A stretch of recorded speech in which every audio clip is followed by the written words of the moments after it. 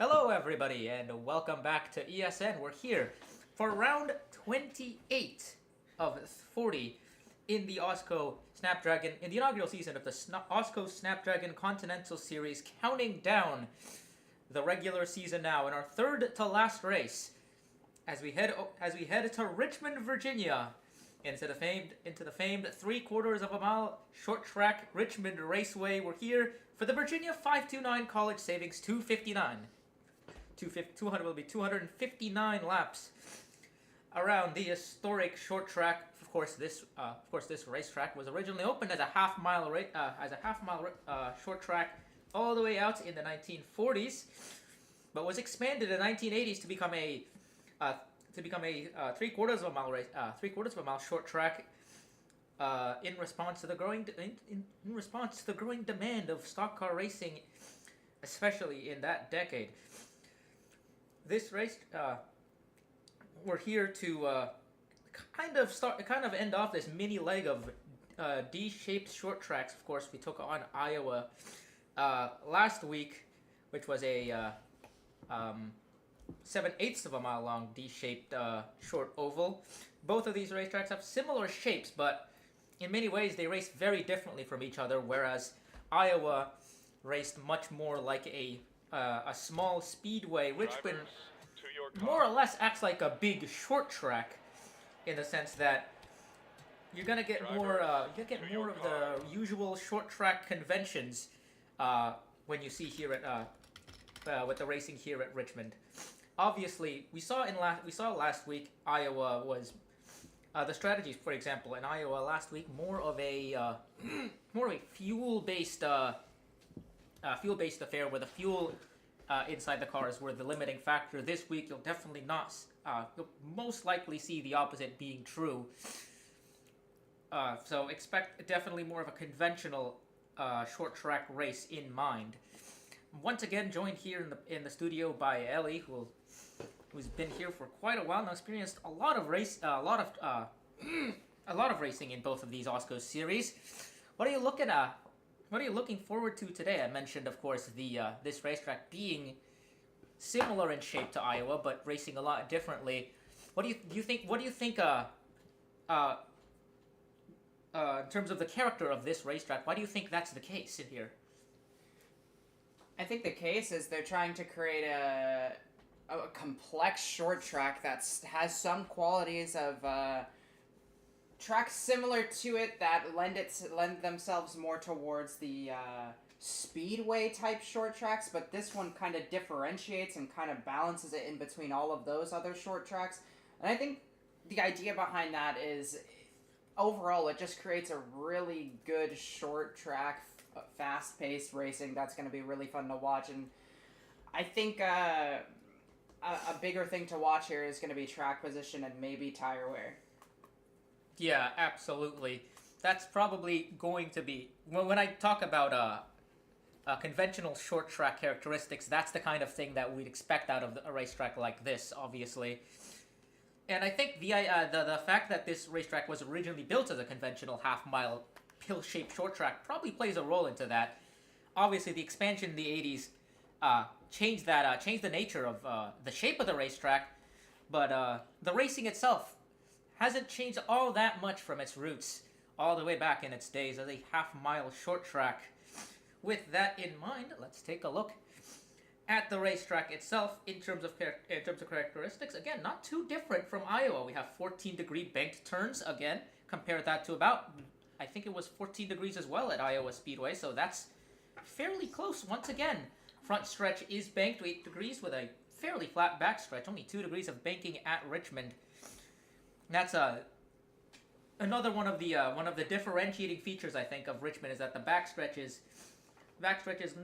a little bit tighter on exit than Iowa, and that's something we saw in Iowa in the races last week, was that it got a little bit it tended to get a little crowded on the backstretch, on restarts especially, and that's definitely going to be a point of concern. Watch out for the exit of turn 2. That's always a big action zone.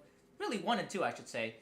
But the exit of turn 2 should be a big action zone, especially on starts and restarts. That's going to be where things I think, start picking up, especially early on, of course, with the double file starts that we get here in AWSCO. Yeah, those double file starts are, depending on how the track is shaped, and tracks like this and tracks like Iowa, they can get congested, and double file starts like that could, well, lead to people being antsy early on, and we've had some really easily avoidable incidents if they weren't so antsy and things weren't so congested, but given the way these tracks are really designed, these more shorter, tighter tracks, we've had some things happen, and if you're not careful, I think that could end up slowing you down and ruining your chances for kind of gaining any points or gaining track position here. And of course, I can't forget about the entrances to turns 1 and 3. Entering the turns here, there's always the possibility of a classic short track moment happening on the entry of these corners, because this racetrack especially has seen its fair share of controversy with late race and race-ending incidents coming as a result of drivers electing to use the bumpers to try to take the lead very late on in the race. Who could forget the incident in 2008 between Kyle Busch and Dale Earnhardt Jr. in the entrance of Turn 1 here at this exact track in the NASCAR Cup Series, of course. That's something you're going to have to look out for. Lots of aggressive short track drivers here in the AWSCO Continental Series. We'll see if anybody attempts to recreate a particular moment from this racetrack's storied history. As we move on to our starting lineup here, lots of drama, even outside of the grid, as a few cars on the playoff bubble are notably missing from this, especially the number 99 of Karina Willis-Callaway. She was right there and thereabouts in the playoff battle, but that in the points battle, I should say. But I think all hopes of that have disappeared as she misses the race here. Looks like she's going to have to force a win at one of our next two races, Darlington and Pensacola. So that's going to really shake things up in the playoff race. Yeah, the position of where she was prior to DNQing here wasn't too terrible. She could have picked up points in a race or two, but now she's going to be pushed a lot back, and some of the other drivers around right where she was, they're going to pick up probably quite a bit of points here, and I just don't really see it in the realm of possibility. Trying to get in the playoffs based off of points here. She's definitely going to have to force a win. But I don't know if she's going to be the one to be able to do that in the next few tracks either. So it's just not the greatest result for her. Yep, and that leaves 3 cars in our fight for that last playoff position. Just the 12 of Jackie Kennedy, 64 of Mayumi Moriyama, and 59 of Abby Buchanan. All 3 of them are in this race. Let's take a look at where those 3 cars are starting right now. Looking at the field here, looking at our top 10, you can see the 64 of Mayumi Moriyama there. She's, I think, the first of our... Yeah, she is the first of our playoff bubble cars in 8th place. That's the inside of row 4, just outside the top 10. In 11th place on the inside of row 6 is the 59 of Abby Buchanan. She sits 38 points outside of the playoffs right now. Has been a really good run of form, but obviously, with time ticking down, it does seem like a matter of time as to whether or not Buchanan is going to have to just win out here. But with 3 races left to go and good performances coming from that team in recent races, I think it's certainly going to be certainly going to make things interesting. Buchanan, obviously, 11th and 6th place in her last 2 races, last top 5 was at a short track at Evergreen. So obviously that team looks strong. Jackie Kennedy, right now, our favorite to make the playoffs on points, on an extremely good run. Plenty of top 5s and top 10s in the last few races. Obviously contended for the win at Iowa. Led lots of laps there. Ran up front at Richmond and at Memphis, I should say, and New Hampshire as well. 3 top 5s in her last 6 races. That counts for all but one of her top 5s, and her other top 5, notably enough, at another short track at Irwindale in California earlier on this season. The only issue, of course, she's starting all the way out in 32nd place outside of row 16, last of the cars to time in to this race. Do you think that's going to present a big challenge for the 12 this week? Obviously, track position going to be at a premium here, but starting on the outside, far back in the field like that, that's obviously not an ideal place to start your race in if you're looking to points race, like the 12 of Jackie Kennedy is. With Jackie Kennedy, starting on the outside all the way back there, that is not the greatest position for her. But if I were Jackie Kennedy, I would be looking back to Iowa and remembering how there was a lot of drivers that did start out way back in Iowa, and they ended up finishing closer to the front than they started. Way closer, some of the drivers. So I wouldn't take it as just give up, you're out of the race, because you're not out of the race. You can, if you really race this track right, you can make up from this. But it is still not the greatest position for her to start. Yeah, absolutely not. It would be wrong to count out Jackie Kennedy, or count out anyone really starting at the back of this race, knowing some of the results we've seen. It's more often than not you'll see cars starting at the back of the field making their way up. Even at short tracks, obviously, we've seen examples like that. Kathy Ableton-Perez in Memphis started in 32nd place, won that race on a last lap pass. So that kind of result is always possible at short tracks in the AWSCO Continental Series. Yeah, another few drivers we could easily see from the back of the field ending up moving closer to the front is Deborah Williams or Bridget Basso or Naomi Davenport or even Ashley Johnson. I could see any of those drivers really popping up in the middle or closer to the front of the field. So I wouldn't count any of them out. They just didn't have the best starting position.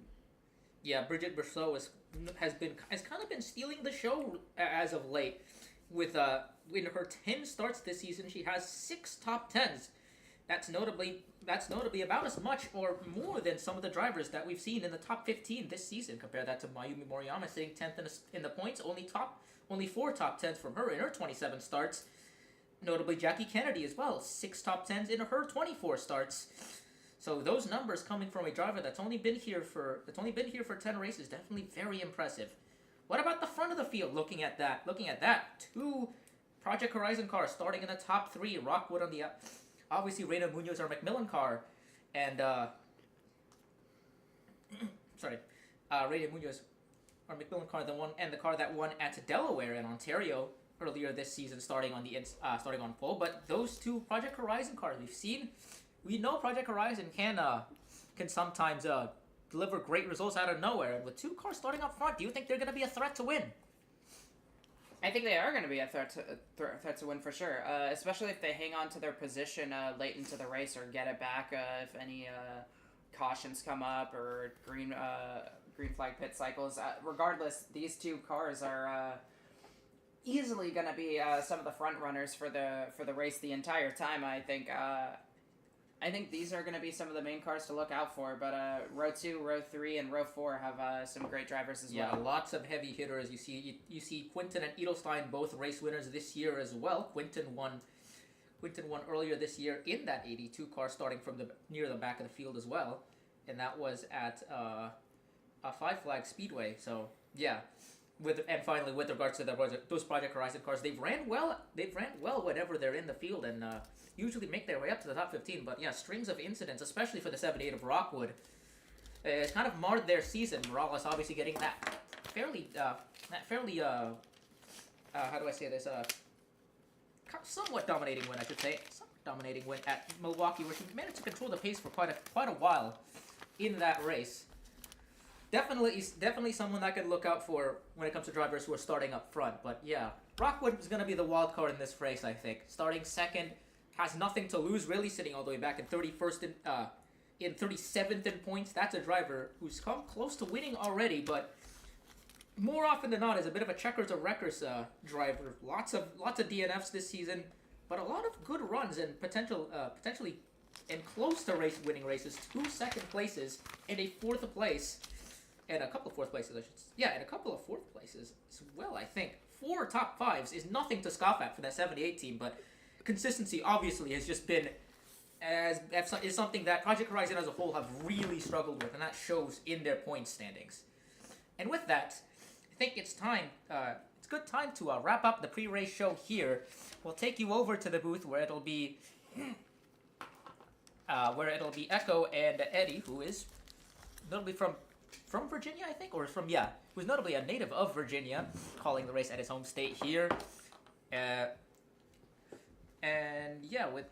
With that, we'll see you in the mid race report, and potentially in some pit race on pit road for some pit road reporting, of course, as well. But until then, see you guys around.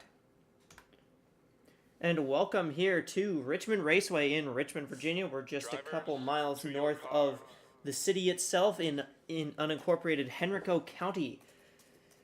I'm joined here by Eddie in the booth. Eddie, you've been to this track before.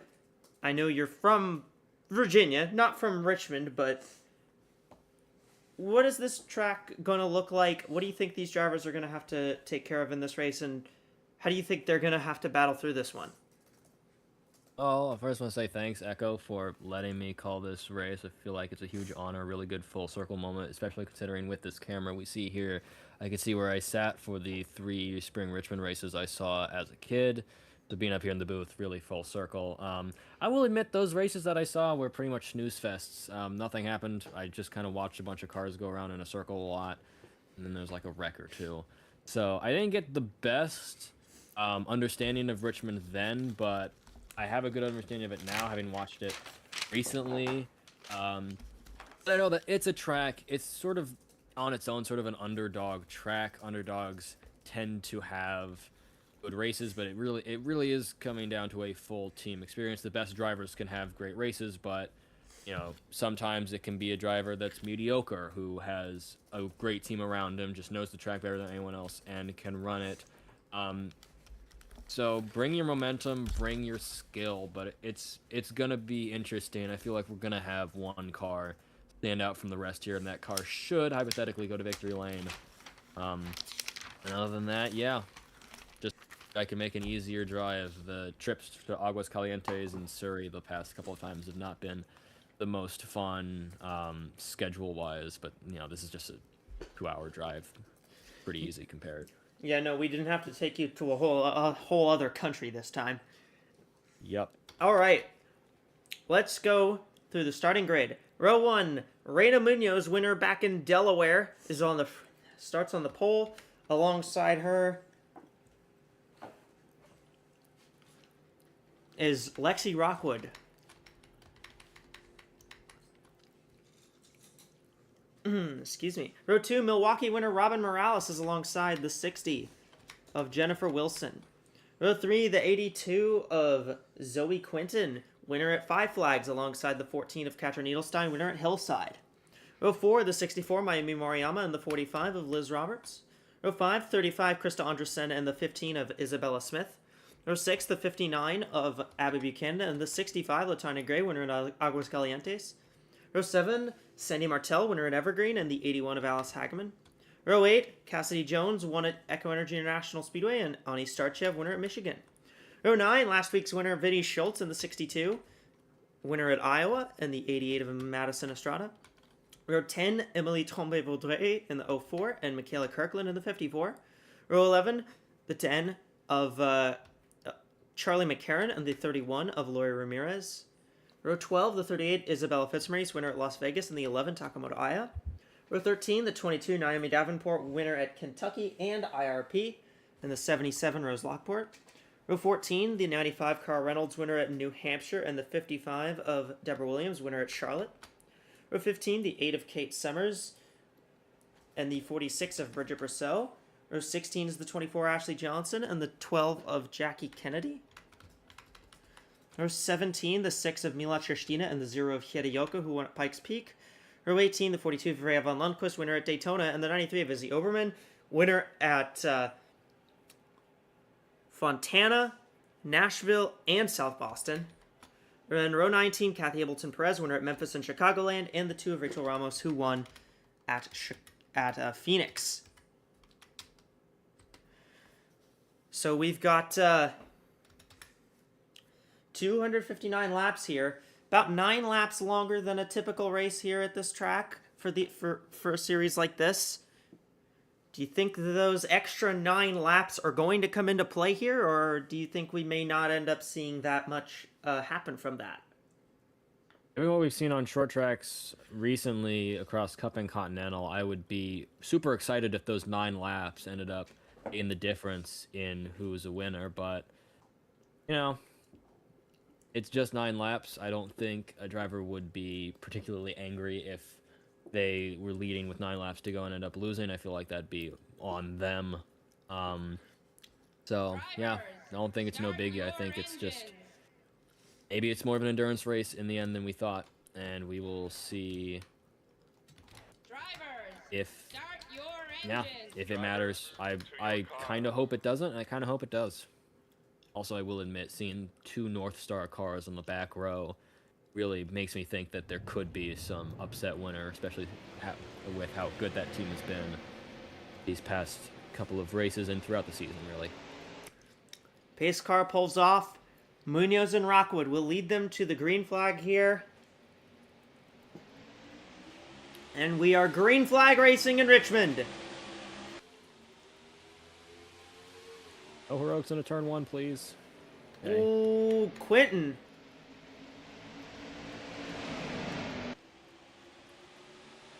Quentin made a crazy dive bomb for second into turn number 1. And she will take the spot. He already got a win this season, so I'd assume that was purely out of opportunity. And I saw Robin Morales' car get a little squirrely off of turn 4. That's going to be something to watch out for, especially if the car is in the middle of 3 wide and just... it's a little bit... Oh, cars there we around. go. Isabella Smith. Isabella. Oh, and Cara Reynolds. Freya von Lundquist. Cara Reynolds. I already said Cara Reynolds. Kate Summers I saw was in it. On one of the cars was, I think Freya von Lundquist was head first into the wall. It got hooked off of the end of it, or at least one of the green cars. That might have been Isabella Fitzmaurice in the 38.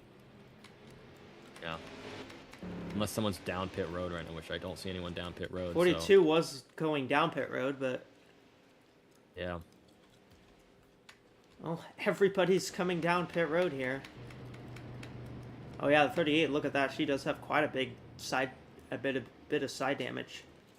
Mm.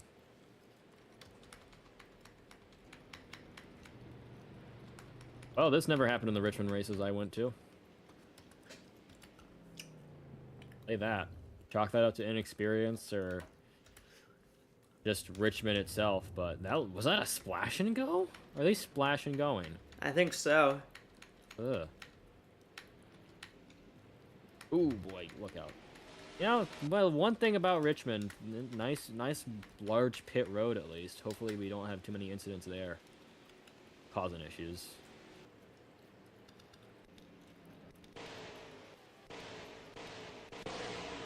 So you're going to get an eye on what happened with Isabella Smith, because this is where it starts. It starts with the 15. She's well wide.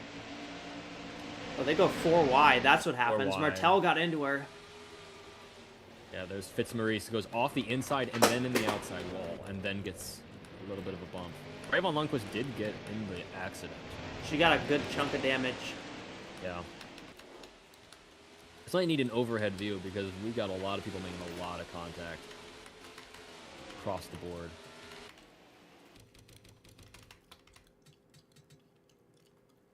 Just with that level of stack up. But They're yeah, what, 4 wide? Yeah, Martel. Oh. Oh, then Fitzmaurice just gets clipped as the inside and then back into the wall. 8 spinning, 42. Like the outside lane was the way to go. Look at Jackie Kennedy. Jackie Kennedy was right behind all of that, and she got through it. Living on the edge. I was concerned of watching looking at where she was started was that if there was an early wreck, she was gonna get caught up in it, but she didn't, and that might matter because we know that car can turn it on in the middle stages of the race. So if without any damage, even at the back, she might be able to take advantage of this single file, and we might see that 12 inching closer to the front in these next couple laps, assuming that a wreck doesn't immediately take her out. Well, hopefully with them being in a single file now, hopefully that will get them to calm down just a little bit.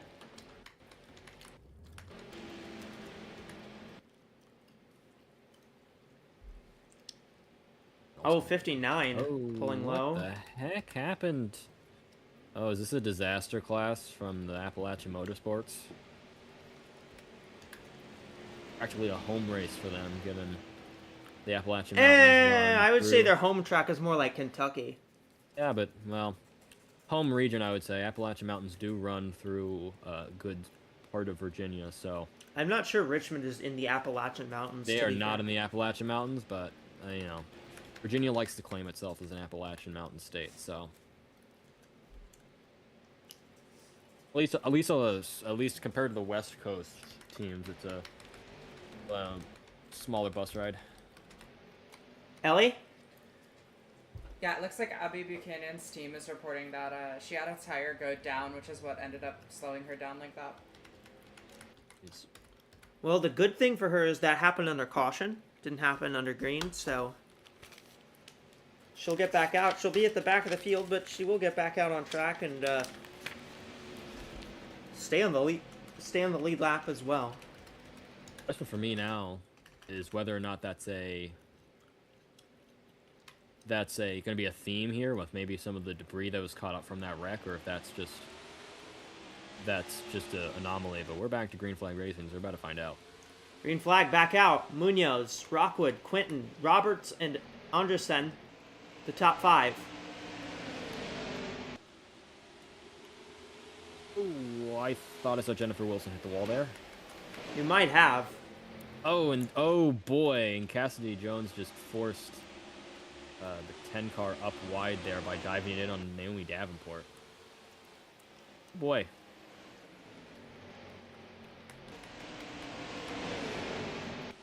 Getting real antsy. But Reina Munoz has led the way for every lap so far. But granted, we're about 10 laps into this race. That's the thing, is where we're going to see the trouble zone is probably going to be off of turn 2. Turn 2, it's such a hard exit to actually nail.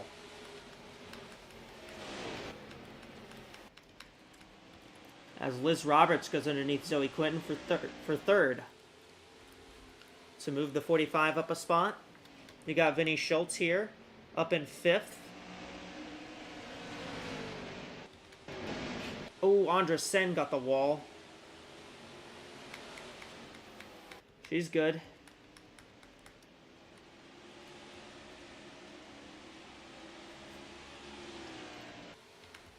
Anya Gray in the top 10.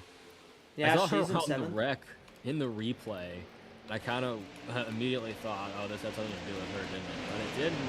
And hey, that car's clean. Could make a Ooh. run. Those cars aren't clean, but Get a Yoko and Starchev. yeah.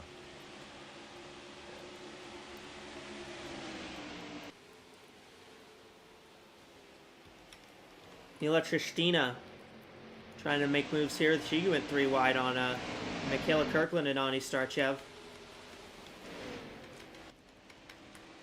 Up at the front, Liz Roberts almost loses it trying to anchor the inside of Lexi Rockwood. That's another thing here is the way you kind of run the corners. You'll get loose as here comes Lexi Rockwood looking underneath Reina Munoz. She's gonna What a run! she's gonna force the door open. And we have a new leader at the start-finish line, at least. Lexi Rockwood has taken it away. But Munoz is going to fight back on the outside. I'm going to try Yeah, pinching the Munoz has to 78 down. This is where Munoz has to be careful because Roberts and Lockwood both need a win basically to make the playoffs, and they're going to be fighting for it. The 82 is fighting for it as well. Oh man, Zoe Quinton took advantage and took him 3 wide. Lexi Rockwood now the leader.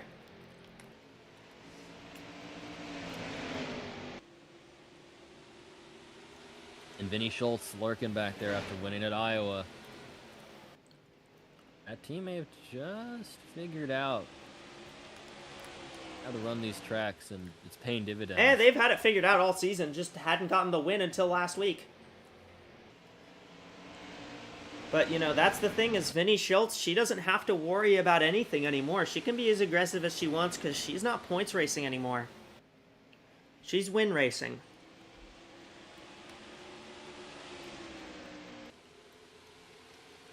Liz Roberts has taken second away from Quinton. See Schultz hounding Quinton for third. There's Miami Moriyama sitting sixth right now. Lacanya's already up to seventh. That car's on rails.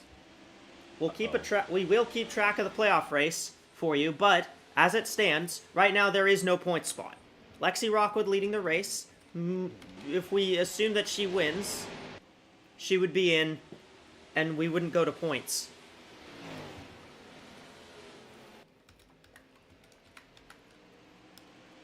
I think it's even scary.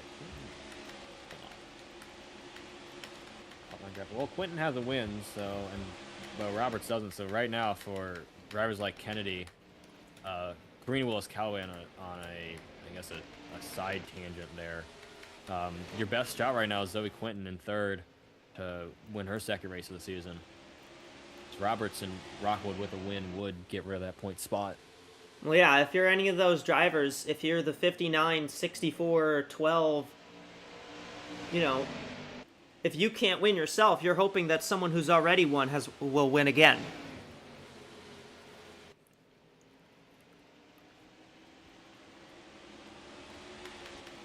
Vinnie Schultz has moved past Reina Munoz for fourth.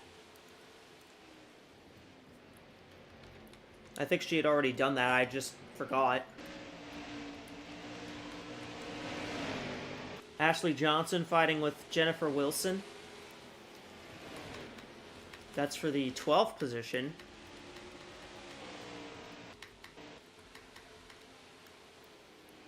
And while Liz Roberts trying to pressure Lexi Rockwood here.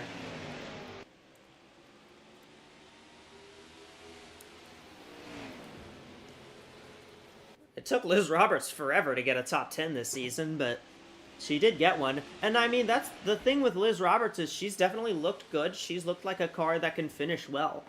Just hasn't done it.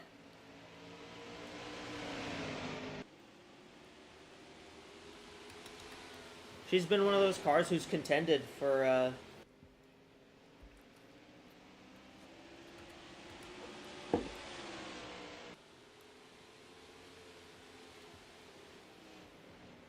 quite a while.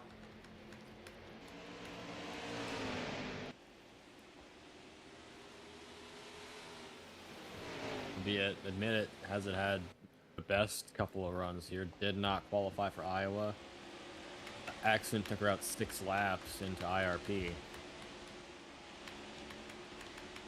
Go back to Surrey where she got led about 17 laps. To didn't have that great of a finish in that. Actually, did she? 35 car in that race. Back at 32nd, even though she was on pole, so. I mean, Roberts has been great at qualifying this year. She just hasn't had the luck in the race, but here she looks to the inside of Rockwood.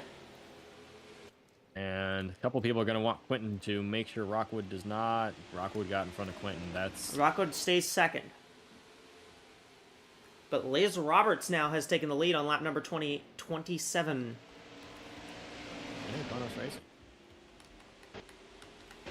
Yeah, hooray for that team. I wonder, I kind of also wonder if maybe Brousseau and Roberts are starting to share data that's led to Brousseau doing so well. You know, the 46, she started towards the back in this race. She's moved up to 22nd. Back here, there's Sandy Martell drifting back a fair few spots. Naomi Davenport sits in 8th right now.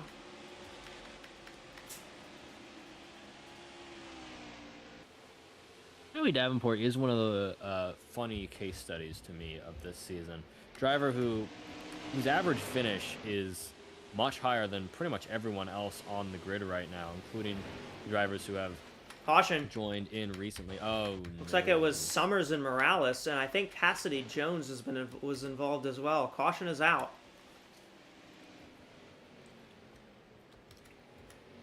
Interesting point. Naomi Davenport 11.43, but a lot of that comes from the fact that she's had 6 DNQs over the season and just happened to have a really good run in the middle of the season, which included her win at Kentucky. That sort of cemented her as someone who could, drive a bunch of races, and still kept that up. Second win at IRP 2 races ago. But yeah, just looking at that average finish stat and then looking at everything else, especially given that she's 3rd in points, just kind of weirds you out a little bit if you're a stats nerd, but that's what happens when you have DNQs. Those DNQs don't count for anything.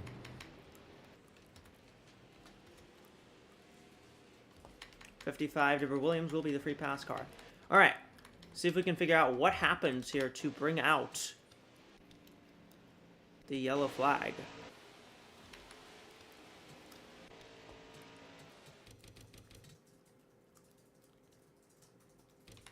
Oh, wow, this happened.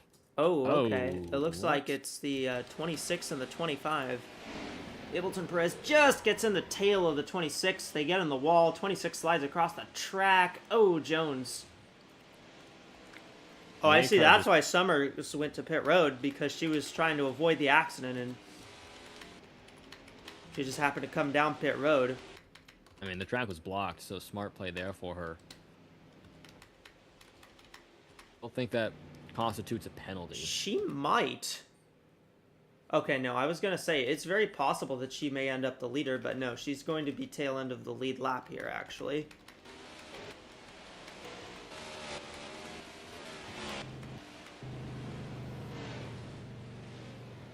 That's the oh my, okay.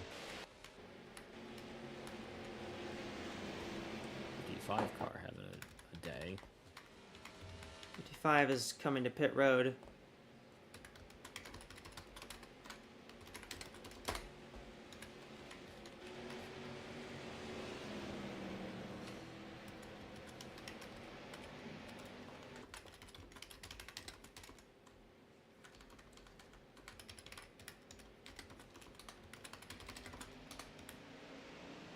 Okay, the 66 and the 8 will take the wave around, so they will get to line up at the tail end of the field here.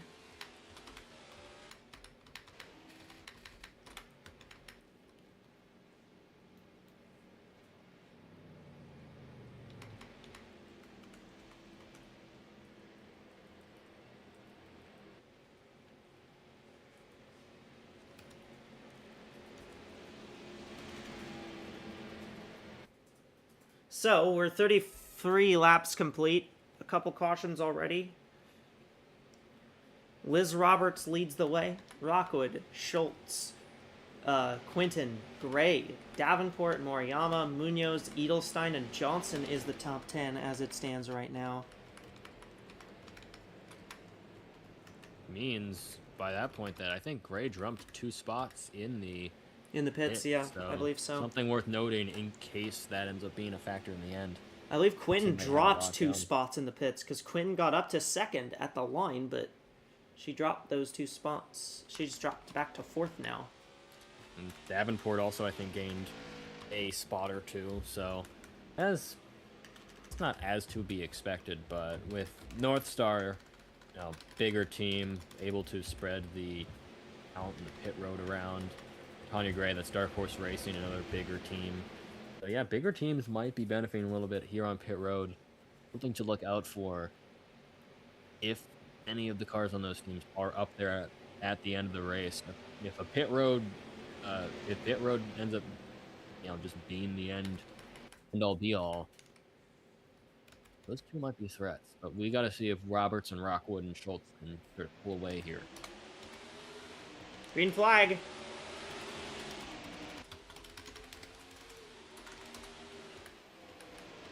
Roberts got away on the restart. Pretty good restart for the 45. You got the 14 and the 7. About into each other there.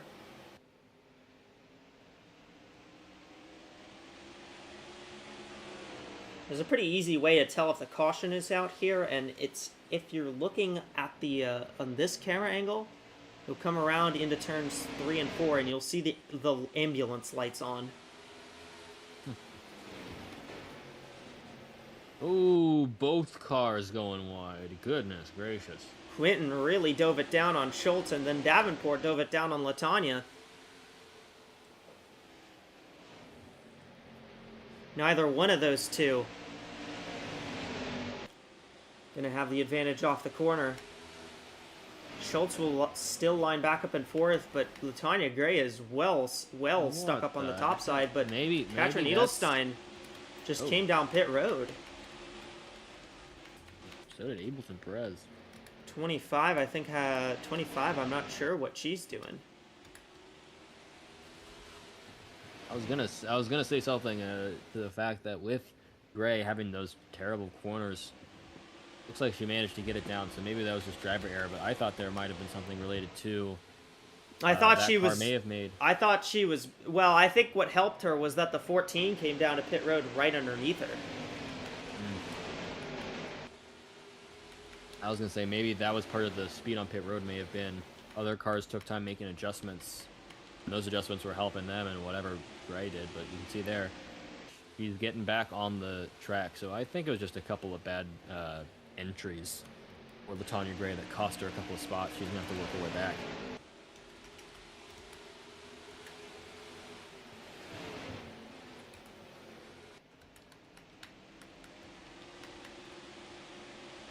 Reina Munoz looking underneath Mayumi Moriyama. That's for the 6th position right here.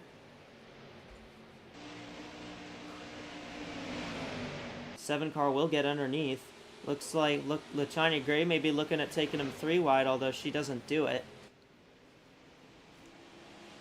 Feel like that's pretty rare to see Latanya not make the aggressive move. She'll get him back at some point. 54, Michaela Kirkland coming out of pit road. Ellie, you got word on Edelstein's pit stop? Yeah, it looks like she came in to fix an oil leak on her car. Tough break for Edelstein, but I think she has a good shot to get back into the race. Stico 3, they're pretty close to having contact there. Moriyama's lost a couple spots, and now here comes Mila Cherstina in the 6 car.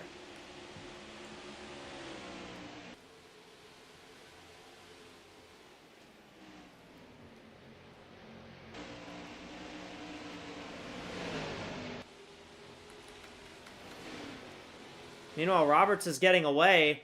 Here comes Zoe Quinton, trying to get that 2nd spot back from Rockwood after losing it under pit stops. I see another car on pit road that looks like it's Robin Morales.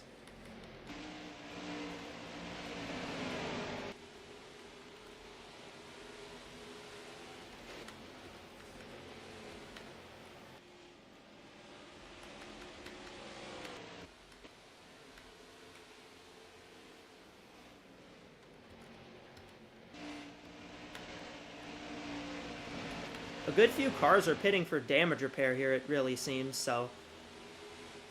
See here as Gray looks underneath Reina Munoz, trying to take the 6th spot away. Munoz shut the door on that 65, but Latanya is still pressuring.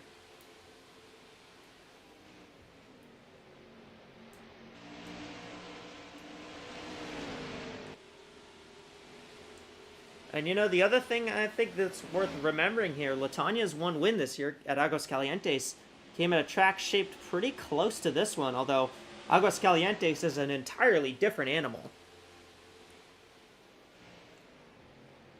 Especially with that tire wear. I don't think Richmond has the tire wear that Aguascalientes has, but maybe without the tire wear, Latanya Gray can afford to be more aggressive, knowing that if you rip up the tires a little bit, that may have led to some of her wonkier moves in turns 3 and 4, but maybe it is going to benefit her later run. As yeah, Liz Roberts, we're going to have lap traffic, I think. Liz Roberts is coming up on a lap car. That's the 14. That's not a slow lap car either. The 14 was up front for a little bit. Here comes Zoe Quinton looking for 2nd. She'll get that spot. Latanya Gray's gotten around Reina Munoz, so she's up to 6th spot.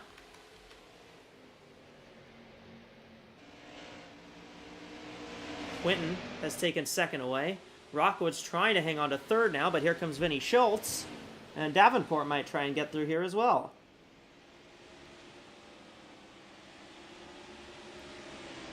Gotta see if. Davenport's thinking about 3 wide. Yes, she is. She's going to go 3 wide. Oh, that's okay. a little too tight for 3 wide, but they made it work. Rockwood had to back out a lot out of it. That's gonna let LaTonya Gray get in the top 5, and maybe Yeah, even jump Rockwood... into 4th if she can hold that spot down the front stretch. Probably not unless she punts Schultz, which I don't think you'd want to do that, especially given where else LaTonya Gray drives across this scene.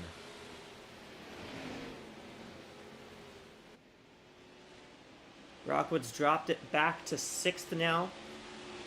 LaTonya's all trying to pressure Schultz, but Rockwood's not necessarily slow right now.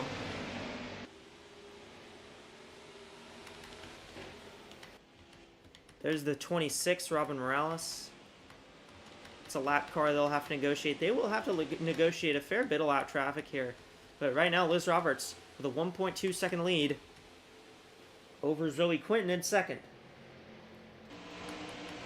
There's a train starting to form behind Vinny Schultz.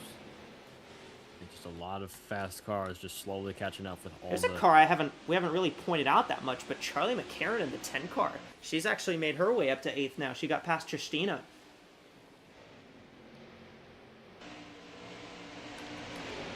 Gray is still pressuring Schultz. Funny, it is interesting to see McCarron in the top 10, given her last 6 races have only had one top 5, which was at Surrey, but I mean, the other races, 20th, 26th, 29th, 30th, and 35th.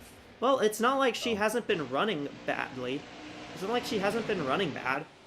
Like, she's run pretty solidly over the last few races, just hasn't been able to get the finishes or just kind of gets scuffled out. Ooh. See her get past Munoz. Justina was looking underneath the 7, got a little loose doing so. And now here comes LaTonya for the 4th position. Here comes Charlie McCarron trying to get past Rockwood. She will do that successfully. Emily Tremblay-Vaudreuil has gotten up into 10th spot now. She's taken that spot away from Ashley Johnson. How about Isabella Smith? This car is actually in 12th place.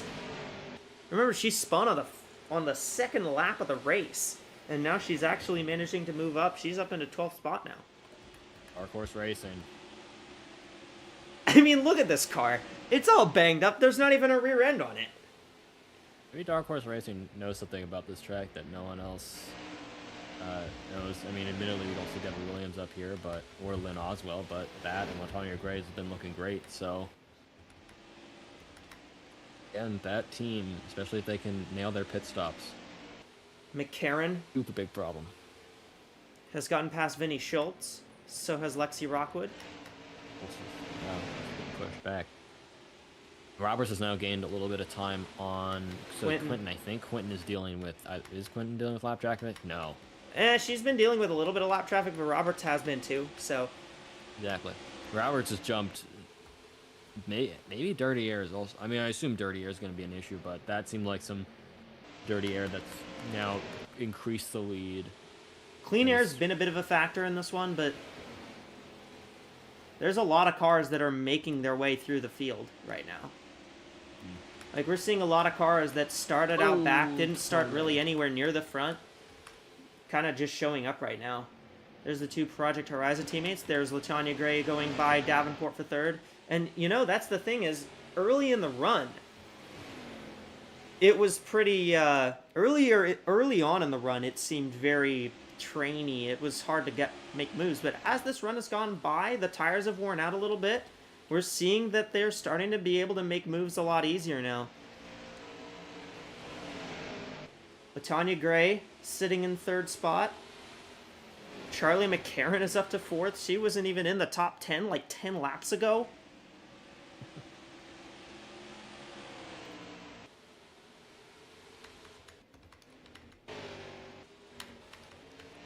Edelstein is actually driven away from the 45, so...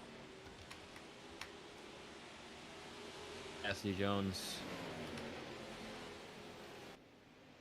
gonna be making her rounds past these leaders of cars, and now it's this. I think Quentin doesn't have a car in between her and the 65. Or the 45, and I mean, she just actually cut did. down that She lead did. She did eat into it quite a bit. As our car is blowing up, that's Ashley Johnson. Ashley, no. Ooh, be careful! Oh, the Ramos. 2 gets into her. And we've got more problems. And yeah, that's gonna be. That's a car. caution Oh as there's my a car up in the patch God, fence. It's Vinny Vinny. Schultz. Oh no, Oh, dear. my goodness gracious, we've had more. Okay, Liz Roberts is all right. I swore I thought Liz Roberts just got into a massive wreck. That was thankfully not at the front of the field. That was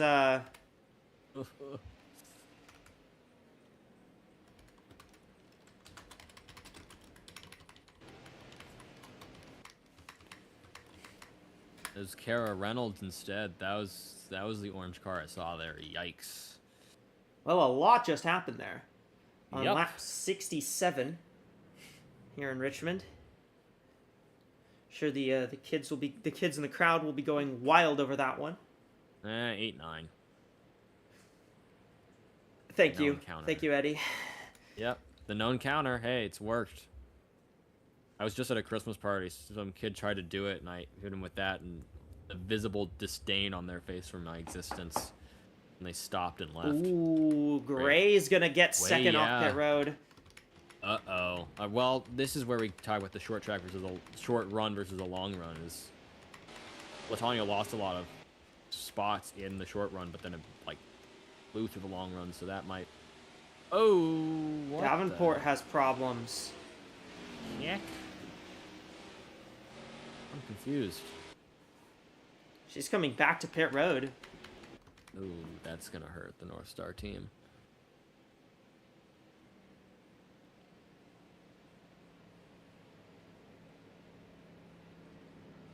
Well, I don't know what else to say. That was certainly interesting to have 3 different things happen in 3 different parts of the track. 51 of Martel.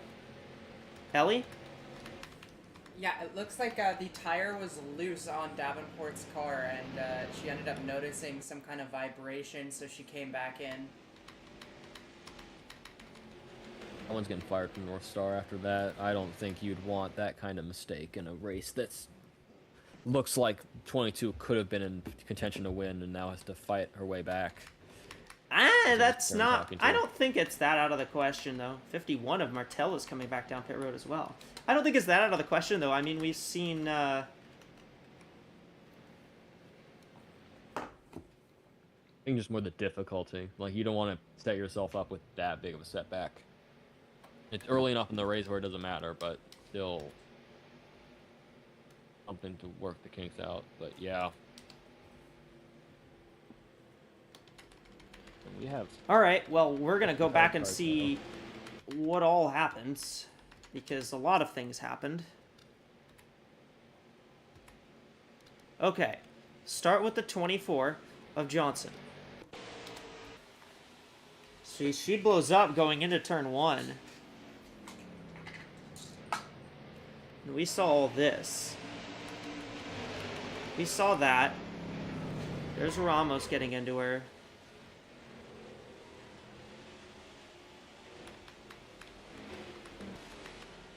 And there's Reynolds. Oh, Ooh, and there's then... Reynolds, Fitzmaurice. Yeah, they just couldn't. Oh, and Edelstein runs into Ableton Edelstein, Perez. Yep. And that junks all 4 of those cars. Everybody kind of veers around to try and not get into anybody there. And then Vinny Schultz. Yeah. She was racing with, I think her and Loy Ramirez got into the wall.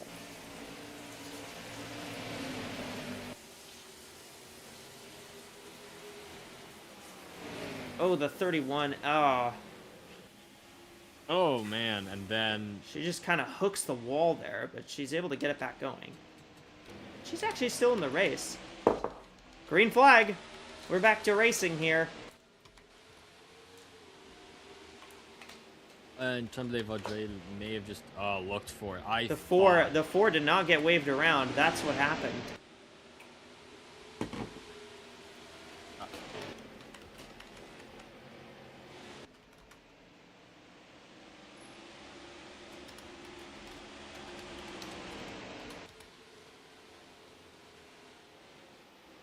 The 4 will get a lap back. I'm just gonna give it to her right now and just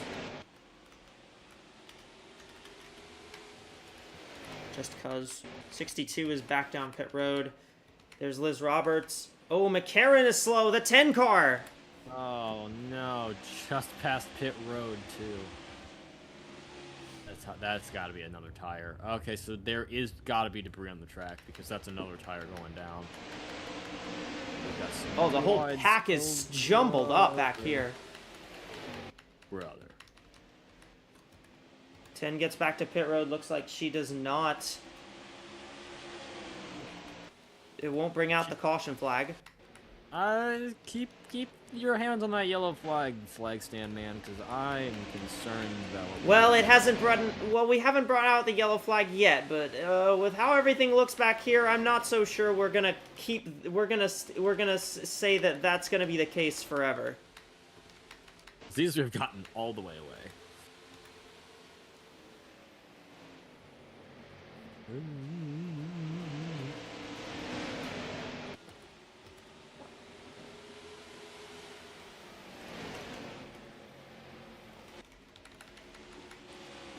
I'd rather say 65 still letting Roberts get away. We're gonna have to see if we get a medium run.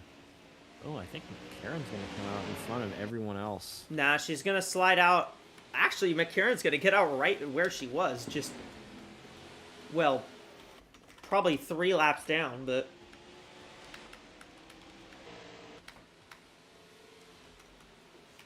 I wouldn't say it's out of the question. The 10 could get back into this race if she gets lucky. Speaking of luck, how did Hieta Yoko make it to the top 5? Just out of nowhere. I don't know.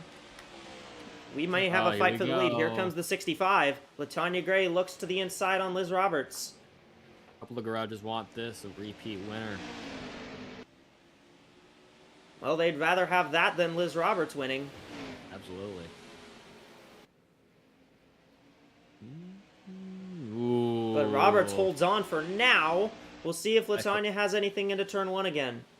I saw Tara's LaTanya Gray in her eyes for a split second there. She was aiming for that left quarter panel. Ellie, you have a whole host of reports.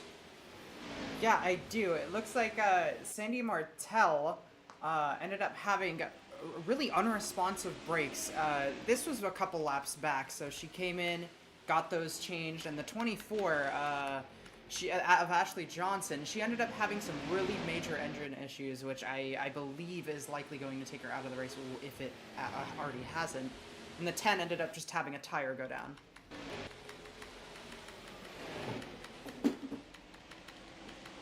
A lot of action on the track today.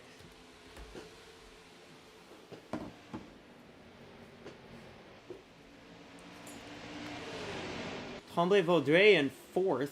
That 04 running really well right now. Yoko's sitting 5th. There's Jennifer Wilson at 6th. Chestina. Don't look now, but Jackie Kennedy is in 9th.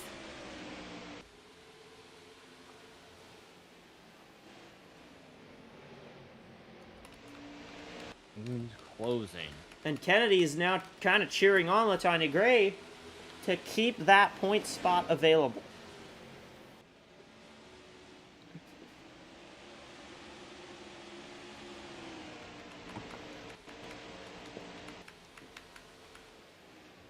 Wolverine Ramirez right there battling for the 10th spot. She's taken it away from Lexi Rockwood. Seeing Yoko fighting, trying to take 4th away from Tombe Vaudreuil. Can't get that though. And now Ramirez is dived underneath Mila Tristina. Ninth place at stake right there. Couple Gulf racing cars up here at the front of the field. Jackie Kennedy and Jennifer Wilson, 6th and 7th, as here comes the 65. She goes to the inside off of turn number 4, and she will finally get clear of Liz Roberts. I think, yes, she will. So LaTanya Gray is now the new leader.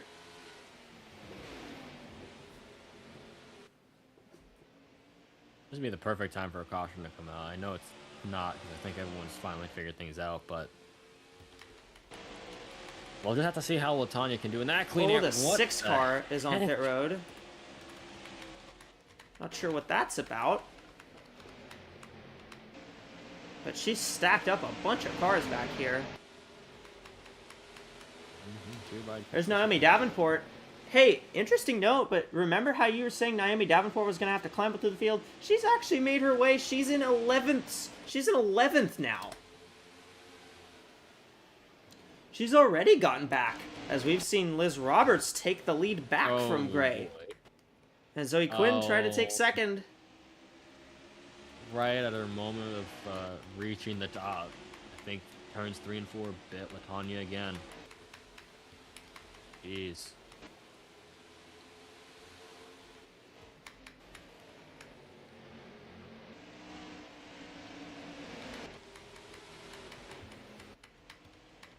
And LaTanya's now dropped back to 3rd, so she's even worse off.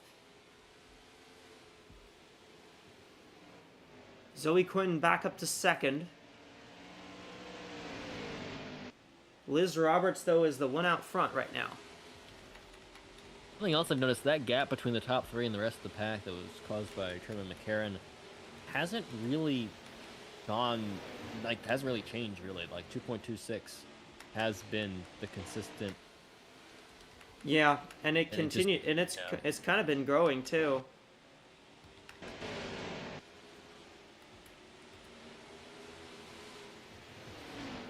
.60 of Jennifer Wilson trying to take 4th spot away.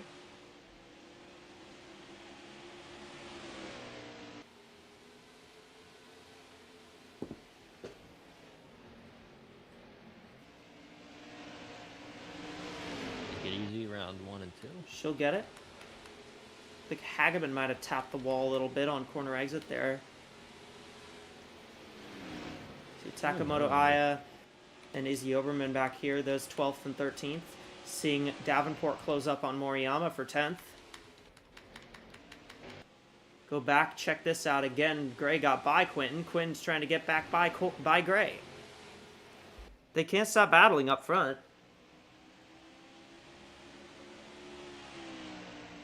That's going to let Liz Roberts get a very big escape, is the right word there, but out if Quinton can make that move and start hunting her down.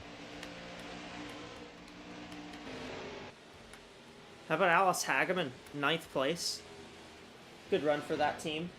Something they kind of need. Hageman started outside row 7, so worth working through the pack, and yeah, I'll.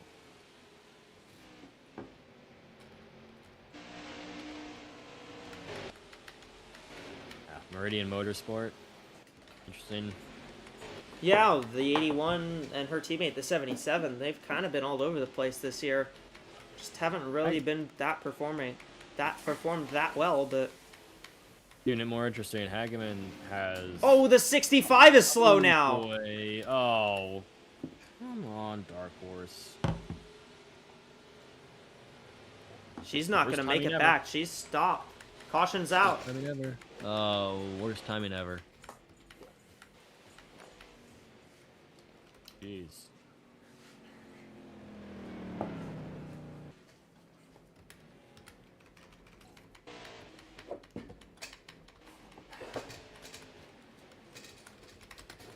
.62 of Vinny Schultz will be the free pass car here.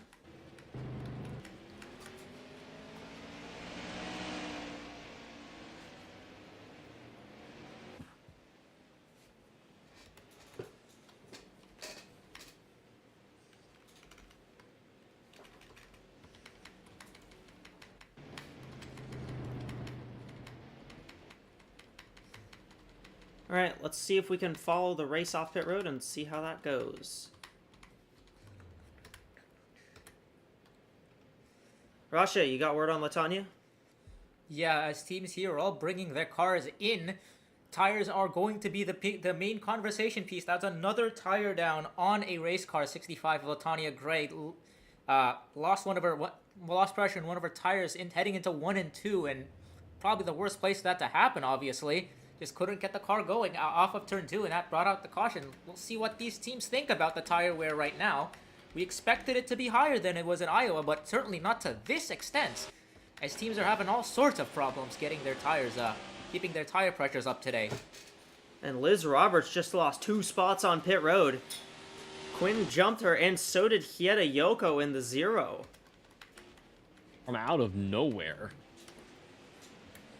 I might add. Not entirely in terms of where she was, but I didn't think that this is going to be interesting to see these first couple laps, because I have a feeling similar to what we've seen earlier. Maybe Yoko left something out of the picture to have a faster pit stop. So we'll have to see how that car performs these next couple of laps, assuming we get a next couple of laps. But yeah. Oh, Vinny, please be careful. Okay. girl, come on.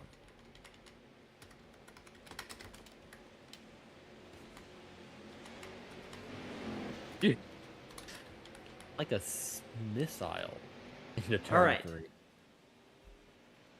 Chestina will take the wave around because she was in front of the leaders. Gray is only gonna end up 1 lap down. That car. Zoe Quinton, Hieta Yoko, Liz Roberts, Jennifer Wilson, Lori Ramirez, Jackie Kennedy, Alice Hageman, Mayumi Moriyama,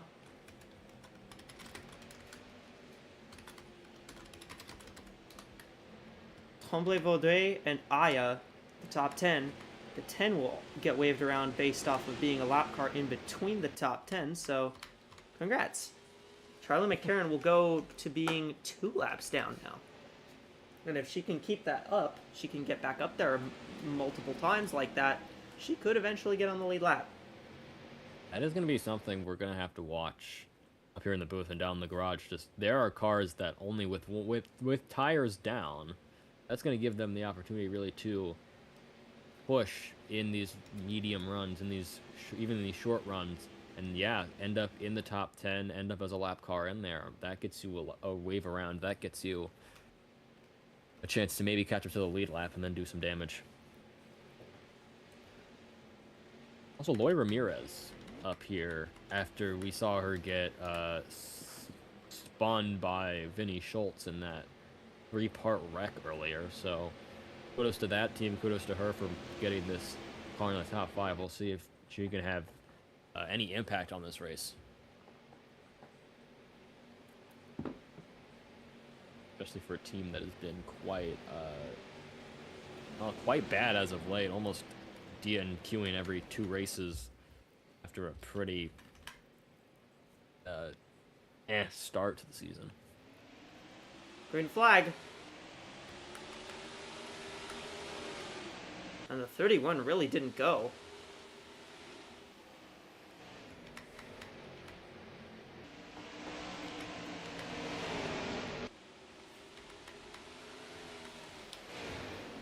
So Zoe Quinton now out front. Maria Ramirez is really struggling. She's lost a lot of ground there. Here comes the 0 of Hieta Yoko looking to the inside on Quinn.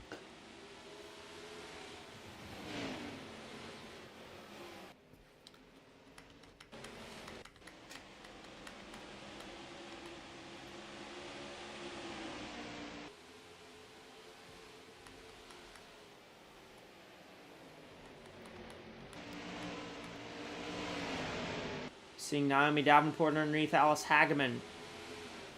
That's for 6th right here. Jackie Kennedy has gotten up to Liz Roberts. See, Jennifer Wilson has done the same. Jennifer Wilson is up to 3rd. Kennedy's trying to take 4th. And Kennedy's now rooting on the 0 of Yoko.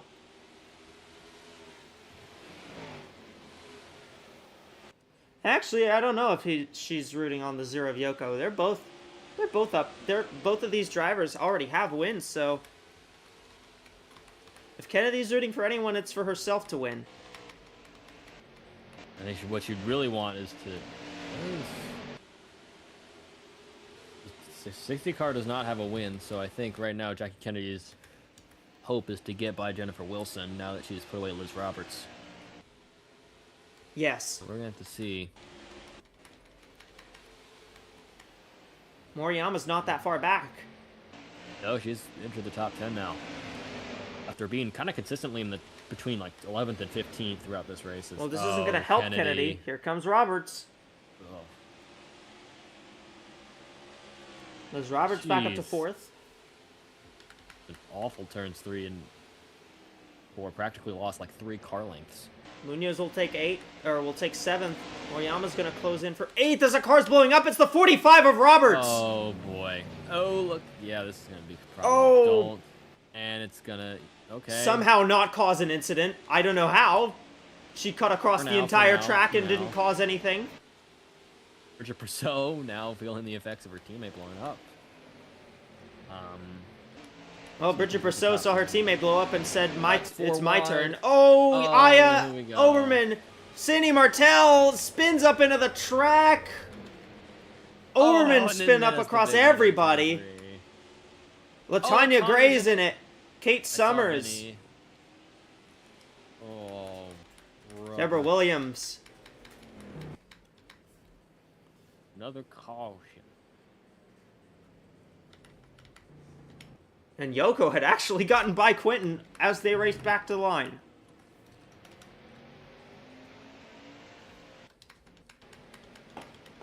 And hilariously enough, guess who gets the free pass? It's the 6 of Tristina.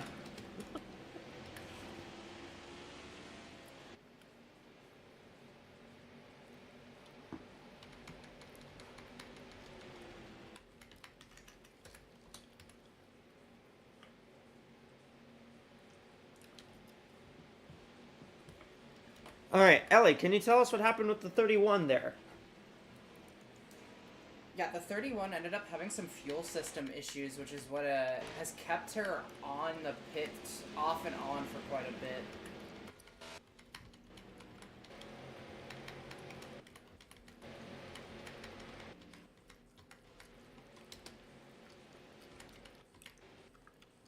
We missed the 51 cutting up across the track. Everyone gets stacked up here. I think they ended up 4 wide. Or so pushed the 11 wide. 11 gets into the 93, gets into the 51. The 51 just spins across the track. Oh, that's what happened to the 51. Cassidy. Good God.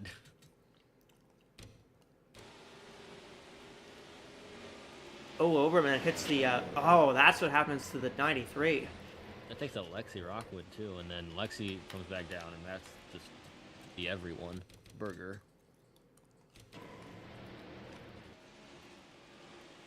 That's entirely Shestina. Shestina just... It was on the decides to apron. lose it. On the apron. Oh, Latana's gonna be real angry about that one.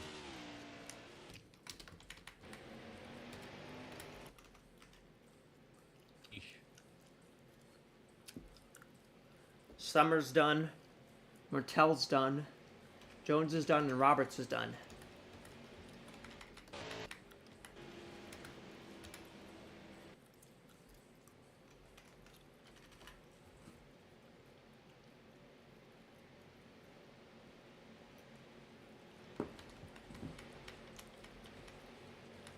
There's Bridget Purcell, running 11th right now.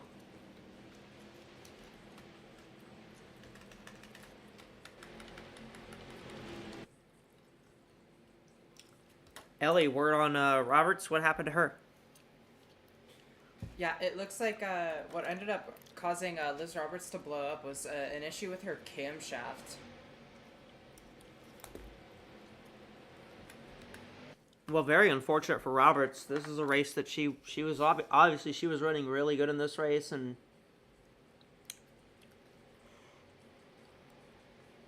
Then it just went.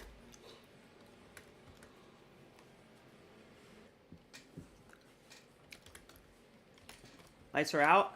Yoko, Quinton, Wilson, Kennedy, Anderson, Munoz, Davenport, Buchanan, Tremblay-Vaudreuil, Moriyama. That's the top 10.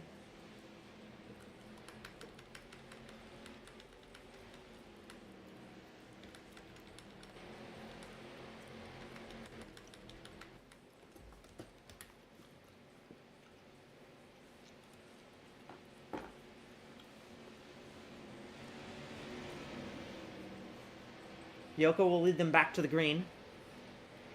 And we'll see if we can get in a little bit more green flag racing here.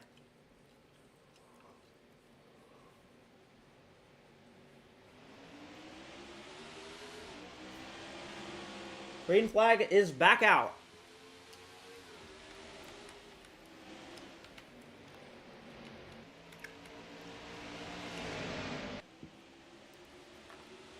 Yoko leads. Zoe Quinton's pressuring. Liz Roberts is not a factor anymore. Mr. Anderson is here, I guess. 35 is up here. She's in 5th. Her teammate Reina Munoz sits 6th right behind her. Taco Bell KFC combo. They go 1-2. Oh, never mind. Oh, 35. as soon as we say that. Well, I'm cursing people again, and Fondre and Tremblay just almost destroyed Lockport. So, we're back. We're so back. Bridget Brousseau has just gotten up to 9th place now. There's Vinny Schultz in 13th. Despite everything that's happened that 62, she's still running okay. 15's on pit road as well.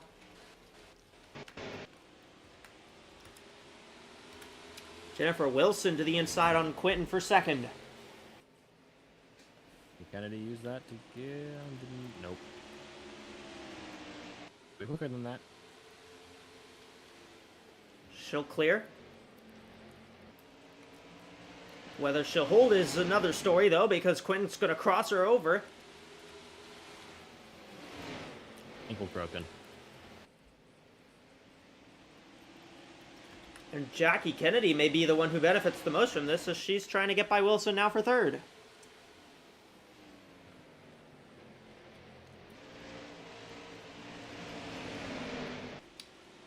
Abby Buchanan is up to 6th in the 59 car.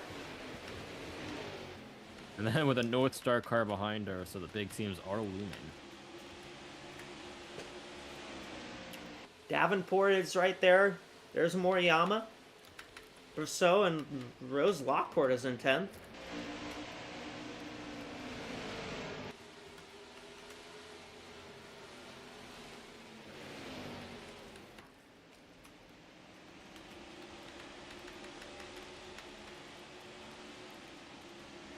Here you can see Mila Chestina. She got the free pass.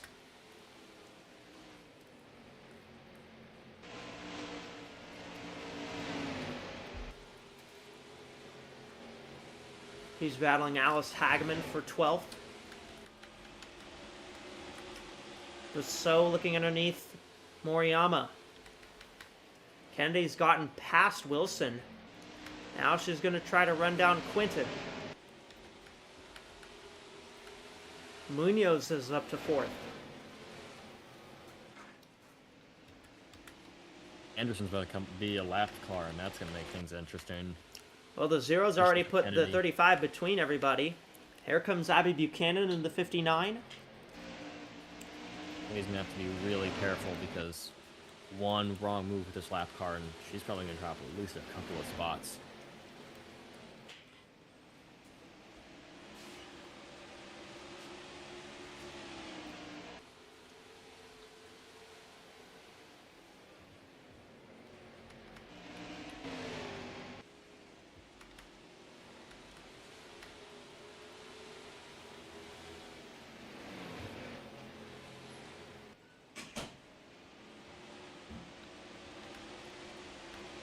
Rousseau now pressuring Davenport. Now we're seeing Munoz underneath Kennedy. And now we're seeing Anderson pressuring Hideyoko. She wants a lap back. Abby Buchanan's moved into 5th. She may end up moving into 4th if she can get by the 12th.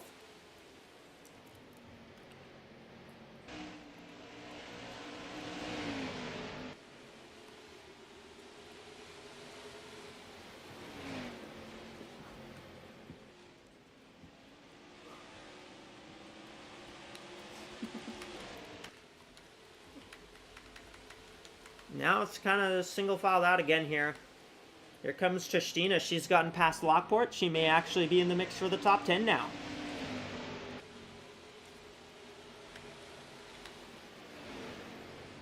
Charlie McCarron's driven herself into a spot where she'd get waved around. Actually needs to hope for a wreck. Yeah, she needs a caution.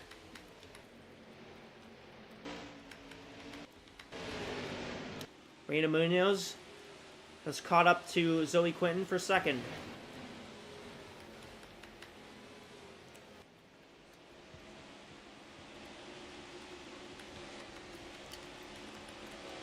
Christina's up into 10th now.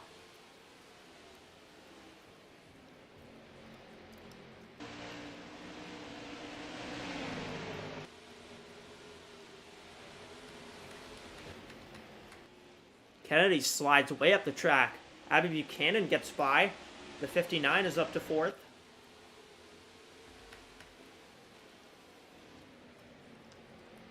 May see Kennedy lose out on a lot of spots here. Bridget Brousseau is sitting 7th.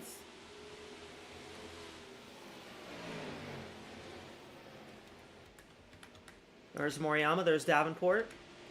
Seeing Mila Tristina make a move to get by the lap car of Michaela Kirkland. Kirkland is 2 laps down right now.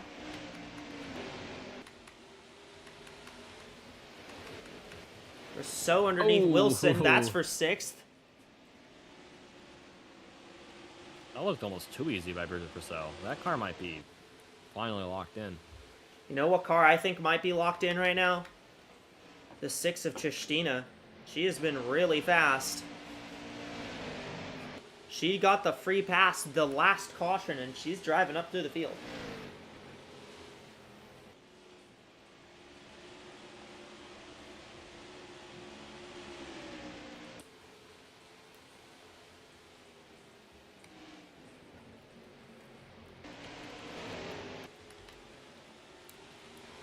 Yeah, Munoz was pressuring Quinton. Oh. Now she may not even hold 3rd because the 59 of Abby Buchanan is on something too here.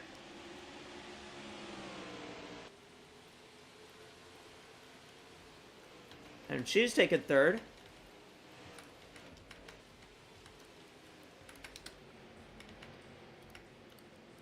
Seeing back here, these are 3 cars all on different laps.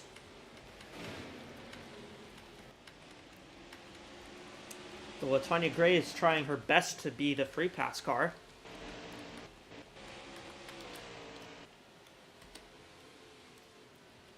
She is the first car 1 lap down right now as the 64 has slowed up. Oh no, Moriyama. Oh, be careful.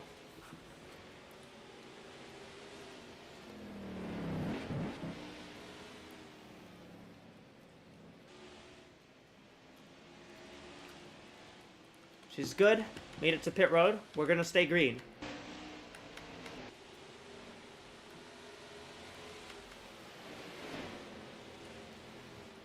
Kennedy underneath Munoz for 4th spot.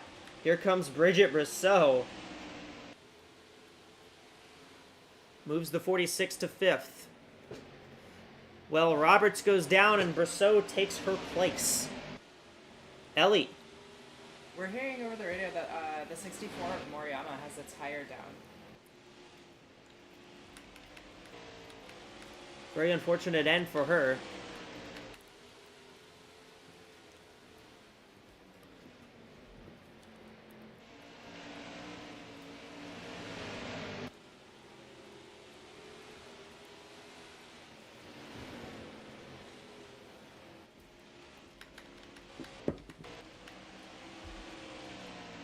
As now we see a fight for second here.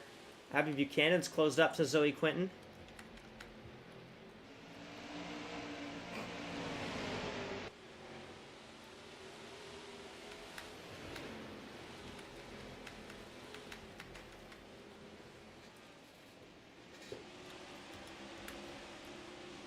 Moriyama's gotten back out on track now, so the 64 is running. There she is. She's now 2 laps down, though.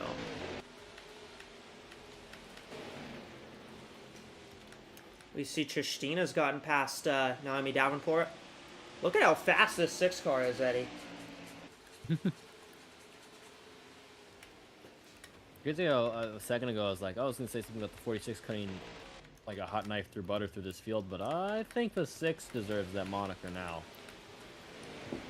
Goodness gracious. What did they do to Tristina? I think she's on fresh tires. I would do it. She's going past everybody.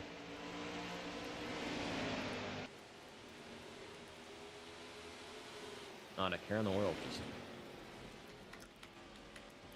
And with this kind of long run, I guess it's now the question of when do people pit? Because other than the tires being down, it's been a... They're with this, people are, I mean, gotta start thinking about when to come down, when to start that strategy, when to just to see what might be best for this race, which again, strategy hasn't really come into play here since it's just been pit every time there's a caution, but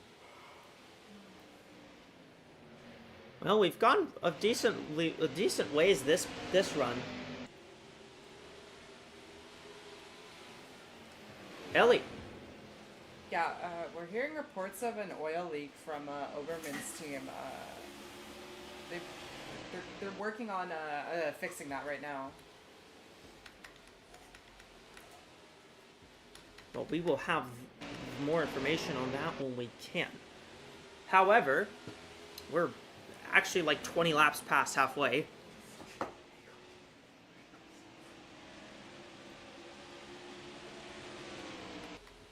So we are going to have our mid-race report very soon here.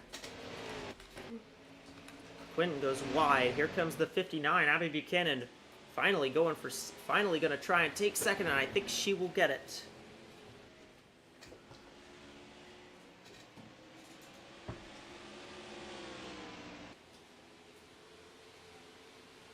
Yoko 2.5 second lead, so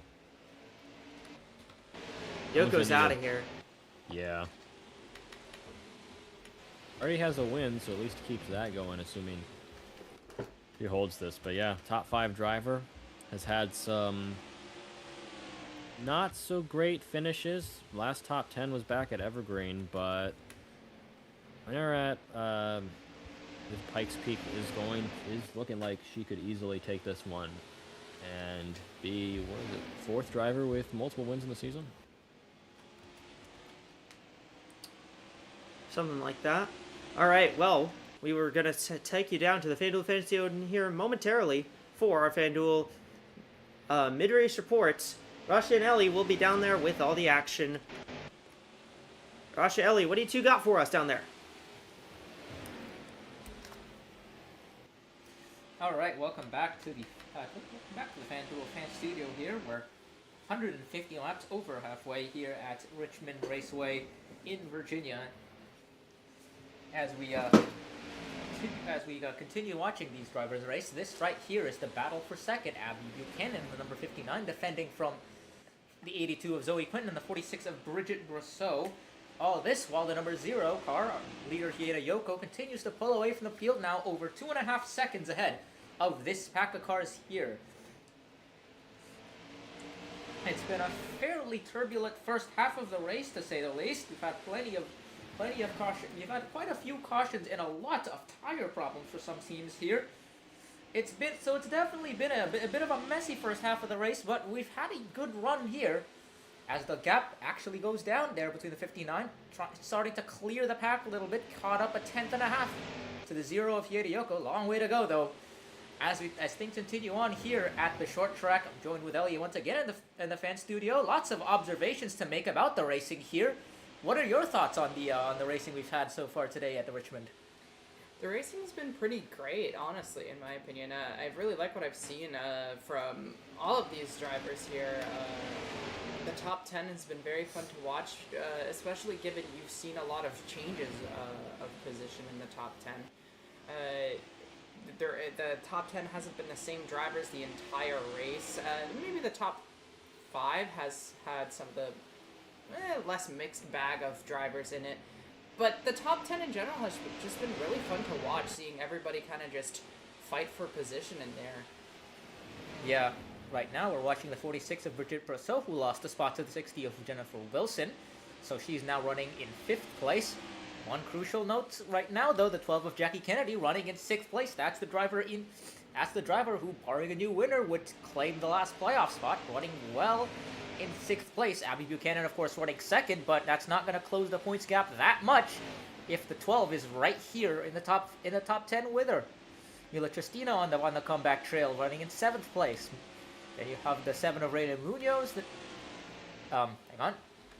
The 64, nope, the 22 of Naomi Davenport. Then the 04 of Emily Tremblay-Vaudrey. As we'll stick with these two now, as the 22 and 04 are going to fight it out for 9th place.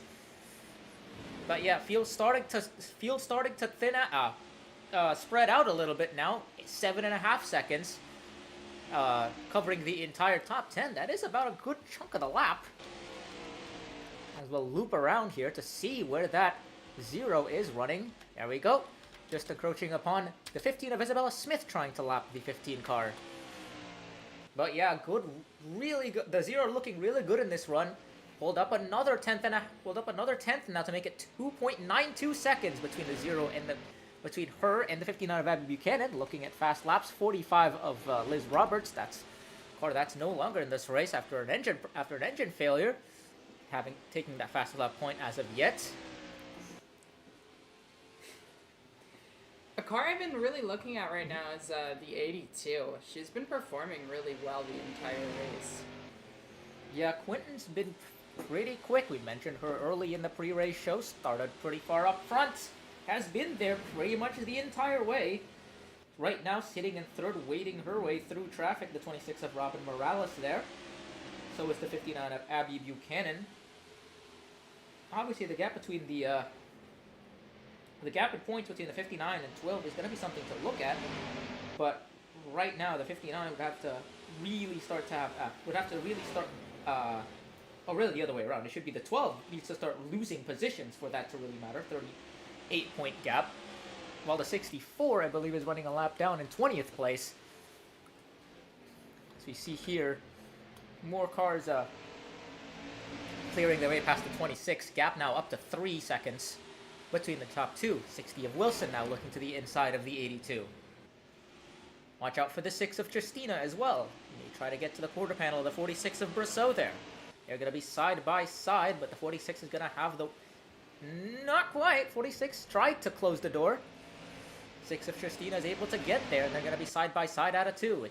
That exit at 2 has been the trickiest part of the racetrack. We mentioned just how tight the width of the track is there, and how it's kind of in a ways like Texas Motor Speedway, where the exit of that corner and the wall on the backstretch kind of collide together in a way that makes it really awkward for these drivers to figure out sometimes, and that's really been the main issue, I think, for these drivers today in terms of where wrecks start to happen, at least when mechanical failures aren't involved. But it's been about a 50-50 split between incidents and mechanical problems today, though. Yeah, we've had a lot of mechanical problems today. I mean, I've covered most of them. The amount of mechanical problems really has me wondering exactly what is the cause of all of them, but I'm not really too sure. Maybe it's the weather. It's very humid here. I do know that. It is fairly humid, but the conditions aren't too bad. It's fairly cloudy. The weather is not too hot. So we'll see we'll have to see what's going on there, as the 6 of Tristina continues to make up ground, up to 4th place now. Gap is tumbled back down 2/10. The 0 is kind of stuck in the middle of this traffic. Gotten past the 15, but hasn't gotten anywhere else. So she's just by herself out there. 12 of Jackie Kennedy with problems. Coming down in pit road, I think she may have gotten towed. That's huge problem. That's a huge problem there. And that's Yeah. going to have major implications on the playoff battle now. That definitely will, yeah. Big opportunity for the 59, who continues to run out there without problems. And the 64 as well, who's running in 20th, a couple of laps down, I believe. That's going to push the 12 behind the 64 in all likelihood. We'll get back to you when we head back down to pit road with that, because that's a championship-changing issue there. As we see Moriyama making moves, not for position, but try to get herself a little bit further up the pack. Zero continues to just stall out, but right ahead of the 15. And that's playing into the 59's hands. That's interesting. Yeah, this is really good for the 59 right now. This No is really caution. good. But the 59 is starting to break out past traffic.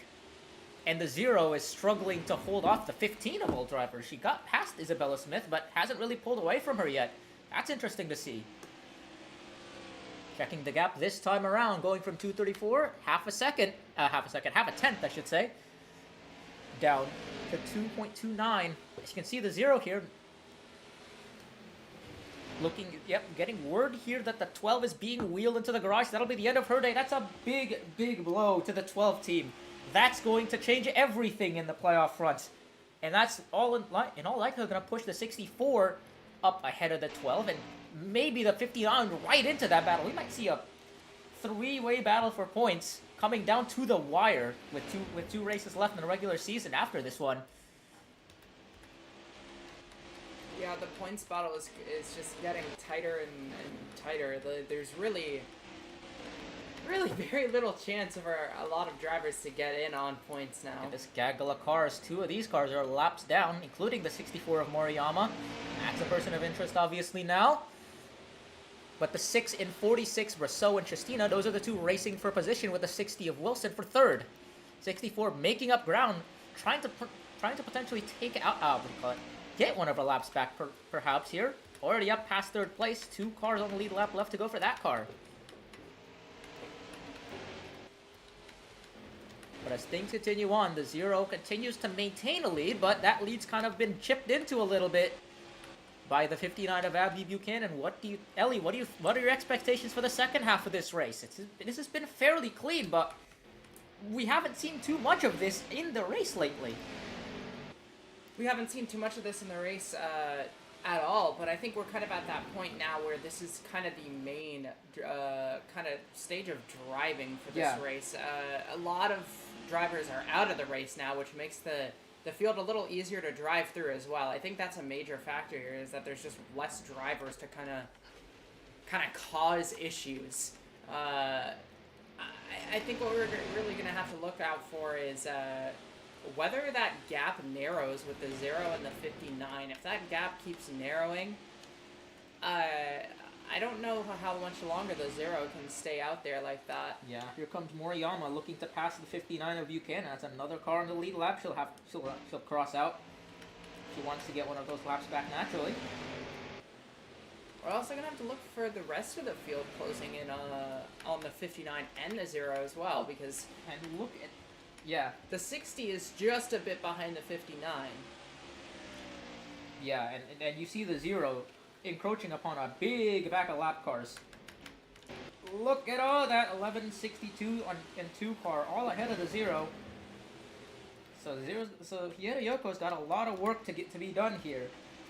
And I think that's a good. I think it's a good time to move on to our fan pick segment. Ellie, once again, looking at things right now. Obviously, the 0 has all the cards, but do you think she'll be able to play them here with just under 100 laps, about 80, a little over 80 laps to go here?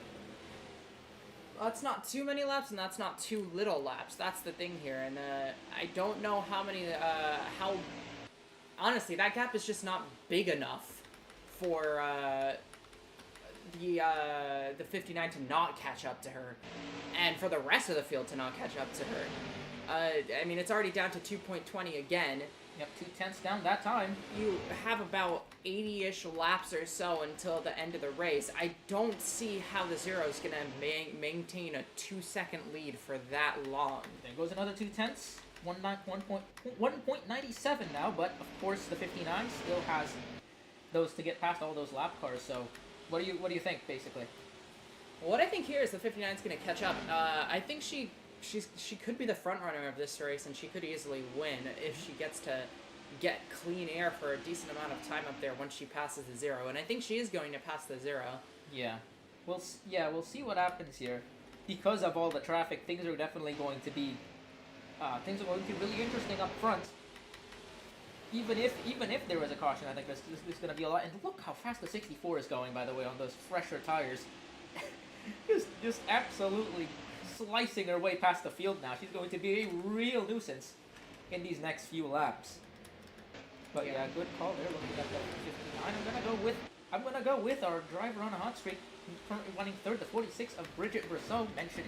I mentioned her record in her 10 races here in the Continental Series, 6 top 10s, but only 1 top 5 right now. That's not to say that she's not had top 5 or even race winning pace. She's come close quite a few times already. And with a green flag run, I see 2 different ways she can perhaps muster up a run to the front here. Obviously, one of them is if the caution comes out and flattens out all the gaps, creating that kind of incentive where everyone's going to be nearly on even status. But I can also see them trying to play the long game a little bit. I think there's going to be one more stop probably until the end of the race. I could see one more stop, yeah. Yeah, I think one more stop is going to be the way to go. And with that, there's a lot to be done here, especially with a tire-heavy track like Richmond. That opens up avenues for things like an aggressive undercut to be made, perhaps. It's not, it's not going to be something like Echo Energy or Iowa, where I think the tire wear is going to flatten out, and it's going to be more or less a matter of getting most of the gap whittled down on track. I think being able to perform on pit roads is going to play an important part in things. In both situations, if you get a caution or if it does stay green, with at least one more impending stop, that's going to be, I think, the most crucial factor in this race. And 46 is definitely one of those cars that seems to have a role to play towards the end of this race. So be sure to watch out for that Konos racing car.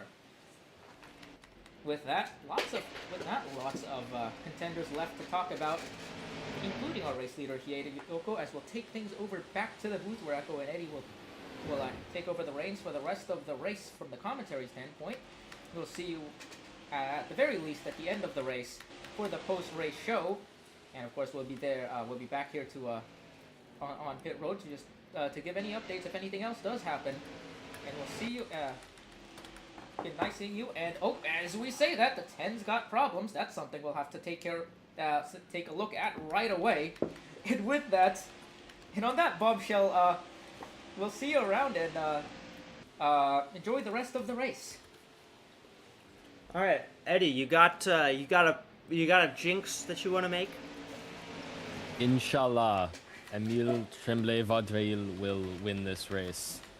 But I'm being real. I talked about her maybe being the funny winner, especially since Richmond is the type of track that we've seen in real life has given its way to winners who just come out of nowhere, and hold herself in the top 10. She will need a caution to have a chance, but I think, if anything goes, I wouldn't count out the 04, and I mean, at this point, what else can be done for that car in terms of the season besides win a race? So, no, not much if it's lost, not much if it's won. I'm going to go with the 6 of Mila Chistina. She's looked fast. She seems like she's had one of the better cars. I think Chistina's going to get this one done. I think that the 6 car will be the one to watch.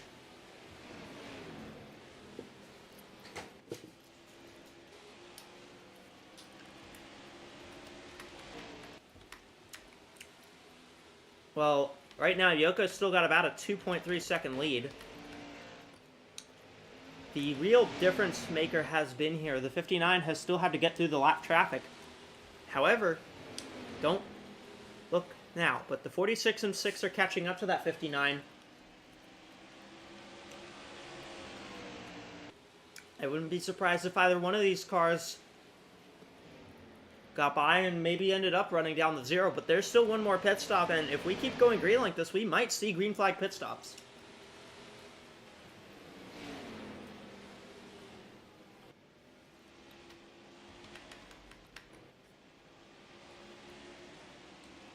Russia. Was Schultz? Yep. As promised, we're back. We're back on pit road, updating on the absolute grenade that went out on the 10 car. That's clearly a race-ending problem. As they're looking into it, they suspect it's some sort of ignition problem that may have taken out the 10 of Charlie McCarran there. As we see some pit stops starting, the 62 of Vinny Schultz now coming in for service. I think that is at least somewhat scheduled, but yeah, I'm coming back to you there. 10 of McCarran with a big ignition problem that'll take her out of the race. R.I.P.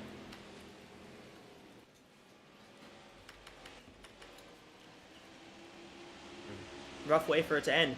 Hey, Brosseau and Yeah. Tristina have both run down Buchanan. But we may see not that long. We saw the 62 come down pit road. We may see in about 10 to 15 laps the leaders start coming down pit road. Only Kinda sad 12 for cars McLaren. only 12 cars are on the lead lap right now. Kind of sad for McCarran to end up blowing up. Had 4 races where she finished running, and that streak ends today.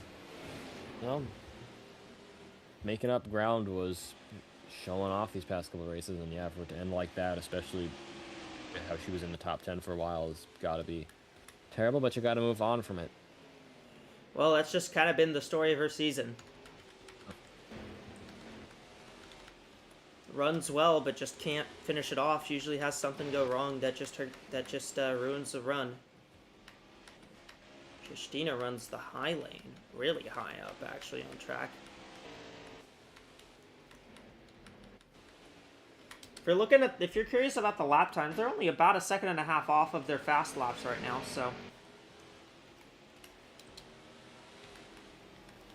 60 laps to go. with that being said, the earlier you come down pit road for tires, the better it's going to be.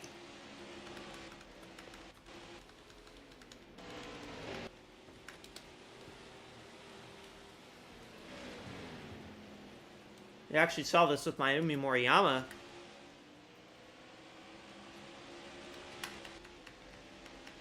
Yeah, very, very interesting deal for the 12 of Jackie Kennedy. Obviously, she's dropped out of the race with a fuel leak.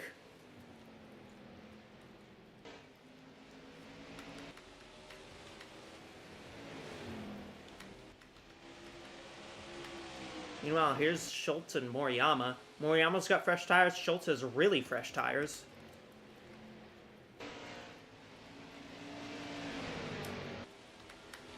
What could end up happening for Vinny Schultz is she could end up actually getting back in the lead lap because of the undercut she's pulling. As here comes Naomi Davenport down pit road. Looks like the 46 of Bridget Brosseau has come down as well.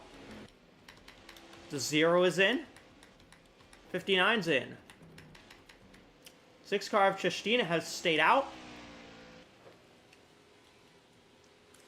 So the 6 car will officially get credit for leading a lap.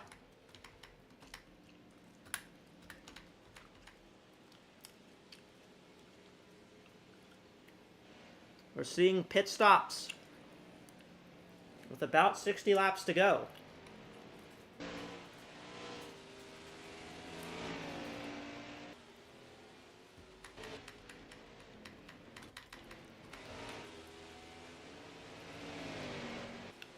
Chestina is still out on track.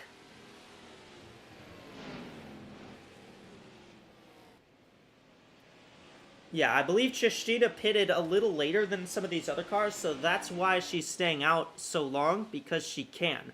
She actually has the fuel to do so. I'm not sure this is a good strategy, though, for her to make. Yeah, there you go. You see it right here. Vinny Schultz is actually ahead of the 0 now, so Vinny Schultz is on the lead lap.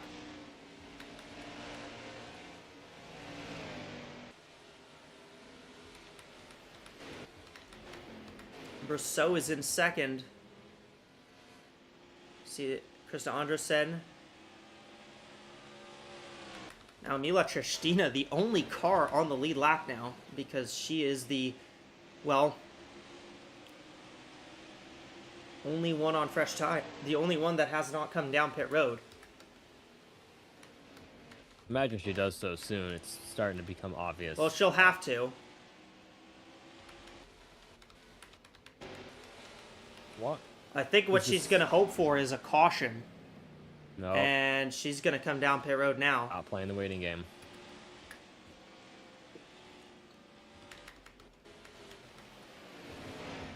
Question I'm trying to figure out is how did Mayumi Moriyama make that big of a jump?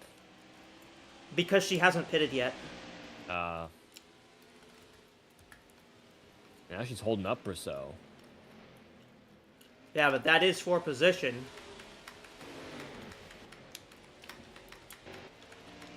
Abby Buchanan's dropped back to third. Now for Mila Chestina, she's going to have about 10 lap pressure tires. What she loses with staying out that long, is she going to be able to regain that with the fresh tire advantage?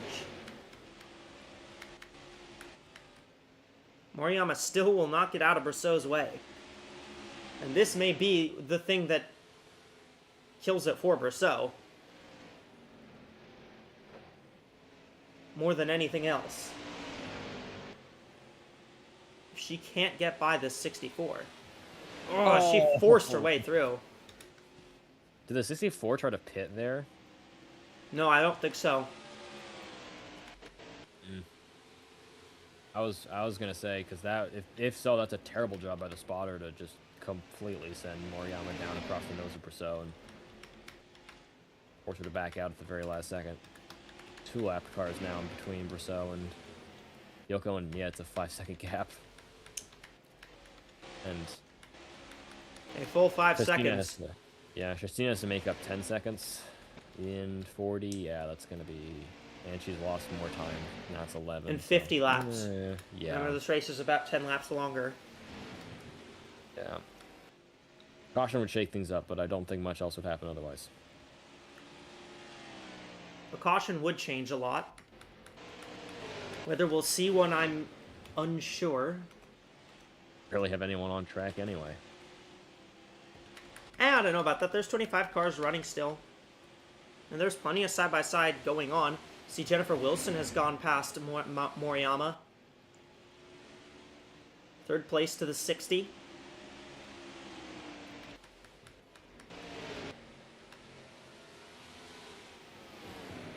And Yoko's being held up by this group, by these lap cars here, but...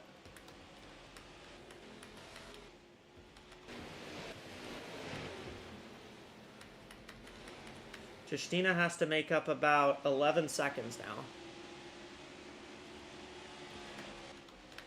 And she's got to do it after the tires warm up, which is definitely losing her time, as we see on the board. Yeah, I feel like unless something crazy happens to Hideyoko or to someone else, Hideyoko may have played her cards right, put herself in a... Ooh, my goodness, Justina almost lost it. They're going 3 wide with Moriyama. But I think Hideyoko's played strategy right, has had a good car, made her way up the ranks slowly. Moriyama's doing everything she can to try to catch a caution. And she won't go any further. 64 is down pit road.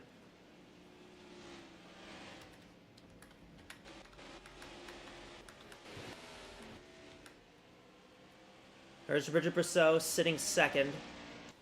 It's 5.21 seconds to the leader, the 0 of Hideyoko.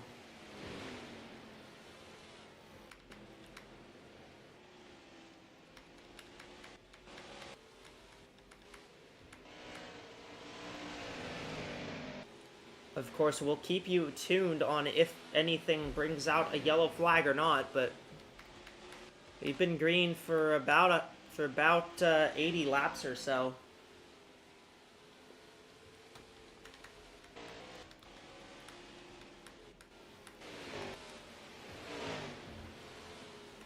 Abby Buchanan back to 4th.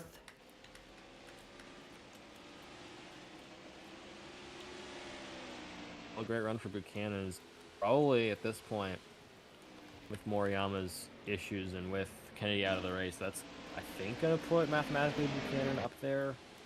As the two. It'll bring Buchanan back into the race. Yeah, she was 38th. Karina Willis-Callaway right now hoping that in having only an 18-point gap between her and Buchanan, that keeps her alive. Well, keep in mind, Karina's getting 0 points from this race. Yeah.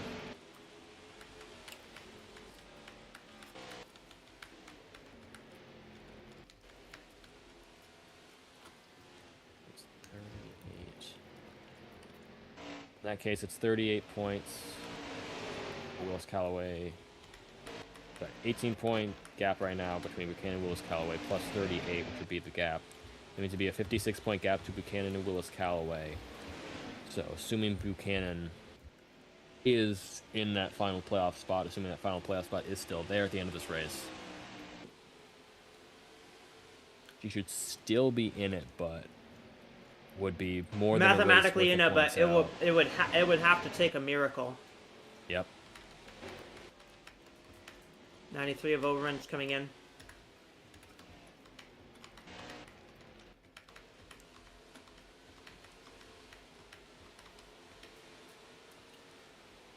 Davenport and Quinton back here. Davenport going for her 13th top 10 of the season. Davenport has more top 10s in this series than anybody does in Cup, I would like to point out.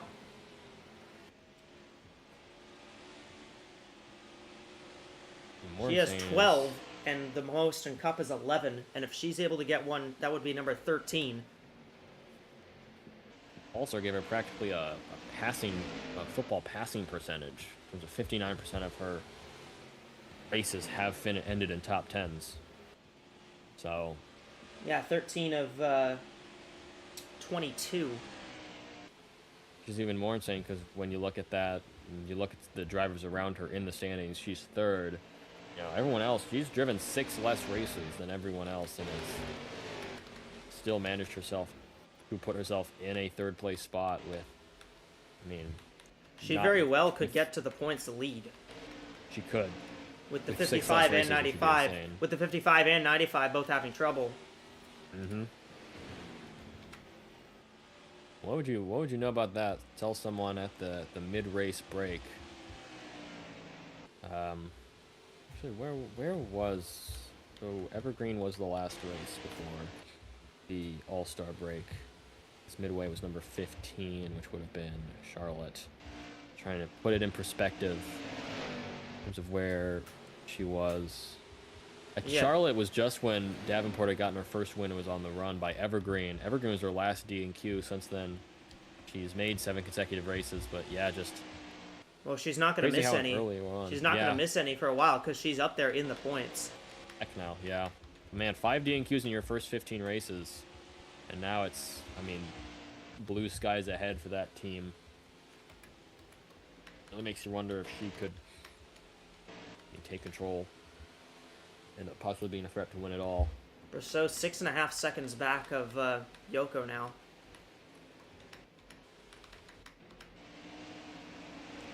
It's not much of a battle right now, but if a caution comes out, then everything changes.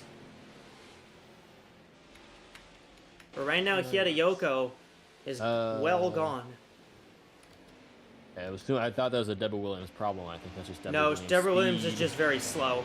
The 55 is 5 laps down now. Yep. And heavily damaged by the looks of things.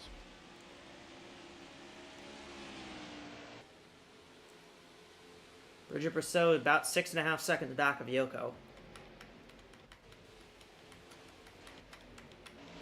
Brousseau is hoping and praying for a caution flag. Wilson is hoping for a caution flag. Munoz probably doesn't care. Buchanan wants this to go green because that is her best chance to get up there. Tristina, she wants a yellow. She wants a chance to get up there. She's got fresher tires than everybody. If a caution comes out, that benefits Tristina a lot.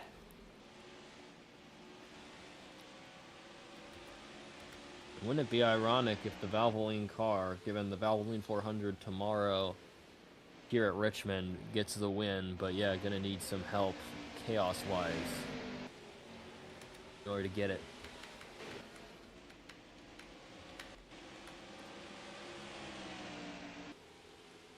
She's gonna need something to happen. She's gotten to 5th, gotten past Abby Buchanan. Davenport's 7th, Quinton is 8th. All the way back here, there's Rose Lockport at 10th, and then Alice Hageman is 11th. So, last 2 cars in the lead lap, both of the Meridian Motorsports cars. A solid run for that team today. With how long this green flag run has been at the end of the race,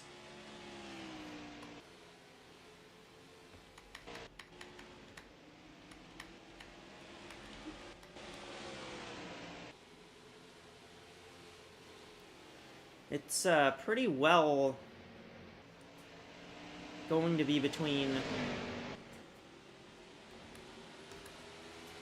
It's probably gonna come down to a caution if anybody's gonna challenge the 0. A yellow or the 0 having some kind of mechanical issue, which I wouldn't put out of the question.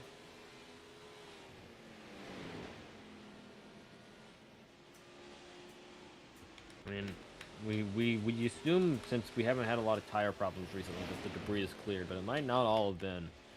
We didn't get the sweepers out there from the impacts we had on that backstretch, so, you know, one piece of shrapnel that could really, I mean, ruin Yoko's race if it hits her or hits someone else. Yeah, it's 7. What's the largest? Munoz. Yeah, making a move. What's the largest gap we've had at the end of a race here in Continental? I could probably look. It was this up in my Latania's own Gray. knowledge. It was Latania Gray at Aguas Calientes. She won by about 40 seconds. Oh, I remember that. Oh my gosh, it's just. So this is a not again moment because I'm here. Great. Lovely. Nah, it's not that bad. This time, at the least. Yeah. Called out. Yeah. Granted, I have called closer races at least. 20 laps to go.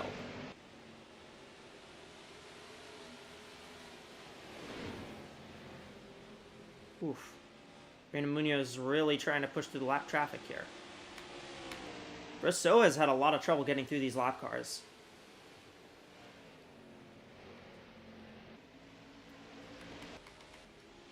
That's kind of been what's been hurting the 46 the most, is she just can't get through the lap cars.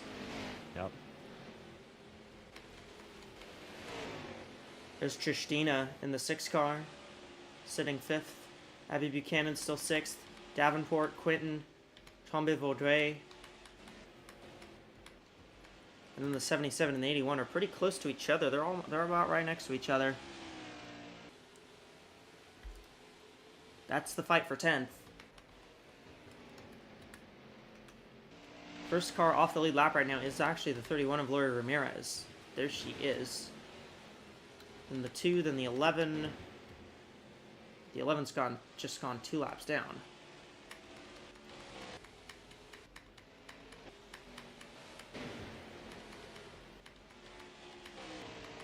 Man, for Latanya Gray, what could have been if she was the one who was in the free pass position instead of Mila Chestina on the last caution? She could be up here fighting for it. But instead, it's Chestina who's still sitting in the top 5 right now, and Brosseau, Munoz fighting for 2nd. Jennifer Wilson sitting back behind her in 4th.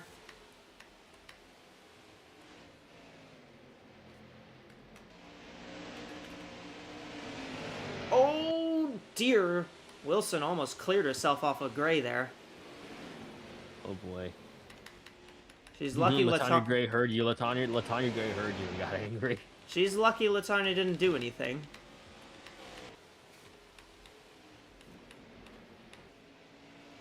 Munoz has taken 2nd away from Brosseau. So now if you're Kennedy, or Karina or Buchanan or Moriyama, that's even better news for you. Munoz is another car that's already got a win. Yep. Speaking of, the 59's falling out of the top 5, so a couple points there lost. 59's dropped to 6th because Chistina's gotten by her. 2 points, probably not going to be much, but...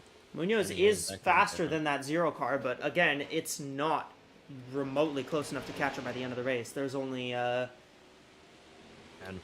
really, 12 laps to go, I believe. who's counting? Me, as we've reached our Windows 11 to go. 11.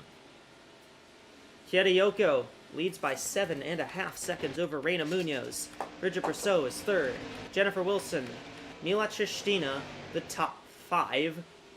The playoff race still in the mix here, as we've got 2 cars in the top 2 already with wins this season. Yoko won at Pikes Peak, a track that's shaped kind of like this one.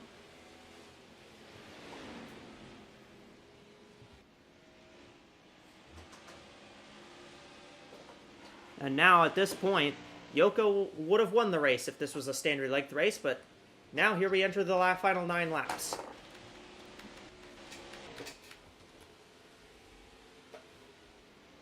All right, Eddie, do you think something happens in these final 9 laps, these 9 extra laps that will change the outcome of the race?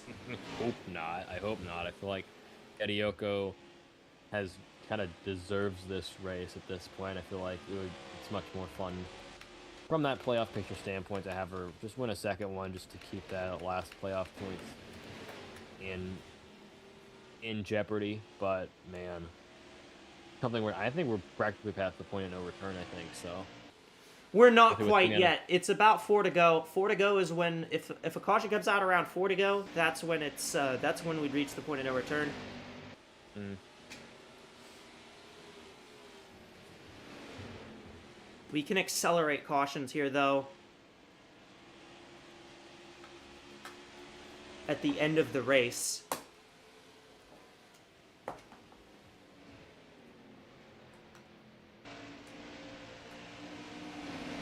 But right now, it's looking like Yoko's gonna get home clean and free. Out front by Oh. Munoz is Munoz really pushing. Person, the most likely person to cause a wreck is Reina Munoz.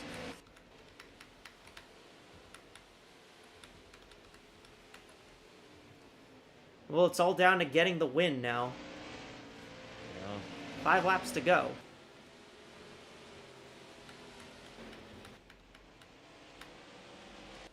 And again, Mila Chistina, I didn't really mention her, but she's been pretty sneaky good throughout ever since she came into the field in that 6 car.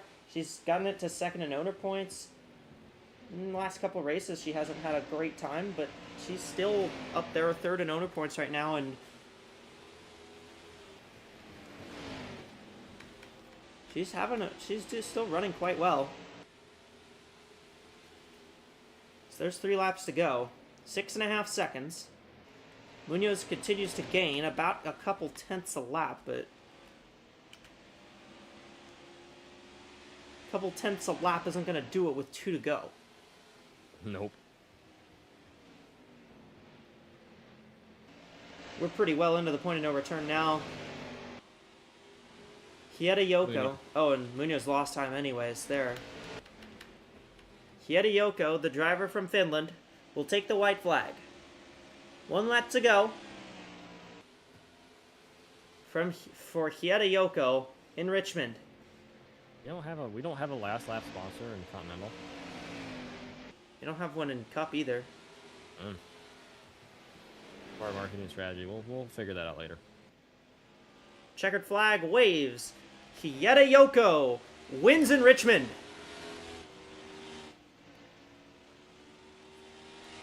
And there's Munoz coming across the line 2nd. Brousseau will be Respectable 3rd. Final gap. Wilson, Chistina, Buchanan, Tremblay-Vaudreuil, Quinton, Davenport, Hageman, and Lockport will be the 11 cars who finish this race on the lead lap. With that late effort from Munoz, this race escapes being in the bottom 5 of top 5 largest margin of victories across Cup and Continental so far this season. In fairness, here I haven't added some of the recent races. Ooh. Well, still, at least it wasn't too much of an anomaly. Yeah, Hideyoko just drove away with this one. Absolutely dominated. There was nobody that could challenge that 0 car after a while, and it showed. Well, with Really Hideyoko taking the victory, her second of the year, just the 4th driver to win 2 races this year. Not only does that help her, that helps her teammate, who's trying to stay in the race for the final spot. That will drag in Abby Buchanan closer to the battle, and will keep Karina Wells-Callaway from being completely hopeless the next 2 races, although it's still going to be a pretty big gap between those two. Eddie, what's your thought on this race, and what is your thoughts on the next couple of weeks that we've got? We've got Darlington and Pensacola. How do you think that's going to settle out the playoff battle? Well, I really don't know. Darlington and Pensacola can really be... I mean, Darlington's practically Aguas Calientes, but a speedway, and Pensacola's 3 miles. So, who knows what happens there. All I know is that, congrats to Hideyoko. This race, I wanted it to be close. I think the dominance of the long run really showed there for Hokkaido Velocity. So, great run for them. Great run by a former winner to be able to just forward. And since Yoko won at Pikes Peak, I guess that makes Yoko a bit of a threat when it comes to sort of the short track races. Something to look out for in the future, especially since I believe we do have Martinsville, Oswego, North Wilkesboro. The Continental Series is a lot more short tracks compared to Cup when it comes to the 10 races in the playoffs. So, Hokkaido Velocity could be more of a threat down the line. So, look out for that. To the other drivers who came really close to winning, Shashina, Brosseau, Munoz, who kind of needed that win. Drove your hearts out, but there's a lot to overcome in that race. And for a lot of the others, Jackie Kennedy, 97 laps down. Hopefully we get repeat winners in Darlington and Pensacola so we can get a points-paying spot. But other than that, I think watch out in terms of who's going to be overall points champion. Naomi Davenport with a great run, with Reynolds and Deborah Williams not really having the best of runs, especially, and well as Vinny Schultz. And Yoko, top 5, only a point behind Davenport, so Yoko's going to jump Davenport in the end here. And Reina Munoz also having a great run. Oh, she is locked into the playoffs. I forgot she won at Delaware. But what we could really be looking for here is, can anyone pass Deborah Williams late and really, have the points, I guess, the regular season championship locked up. So yeah, that'll be a fun one to watch. Hopefully we get some repeat winners so that we can get a points paying spot in, and that can be its own little separate battle, especially since we have a couple drivers who are clearly falling and rising right at the right time. And yeah, hopefully Darlington ends up great, and hopefully Pensacola is a good end of this regular season so we can waltz into the playoffs with a lot of momentum, both in terms of the series and in terms of the playoff drivers. I believe that with Yoko's win here, she will jump the 55, not only because of the win, but I also believe she'll get the most top sled bonus. With that, we're going to send you down to the FanDuel Fan Studio for the post-race report. They'll have all the information, they'll have the points, they'll have the playoff standings, and we'll have a preview for the next couple weeks in Darlington and Pensacola to end off the regular season. Rasha and Ellie, take it away down there. Yeah, and a nice long run to the end there here at Richmond Raceway. He predicted that it was going to come down to that last stop, and yeah, that's pretty much what happened there. Good work by the zero team of Yoko and Hokkaido Velocity as a whole. Great execution on the last pit stop to pull out a gap to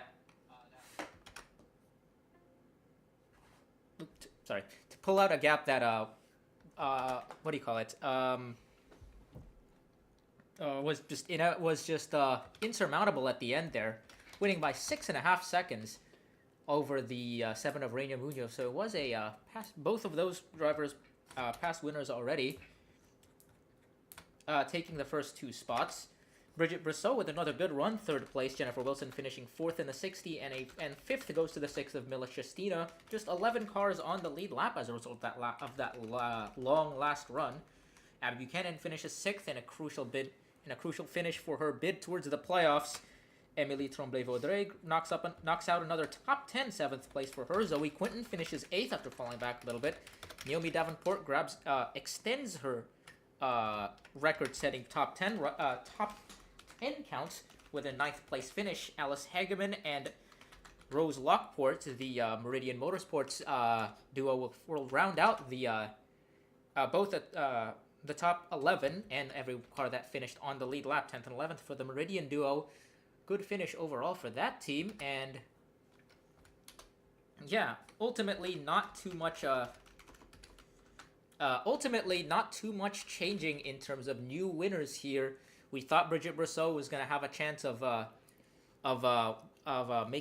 taking a stand there and potentially grabbing a late upset win, but in the end, the zero of Yoko was just too quick for everyone.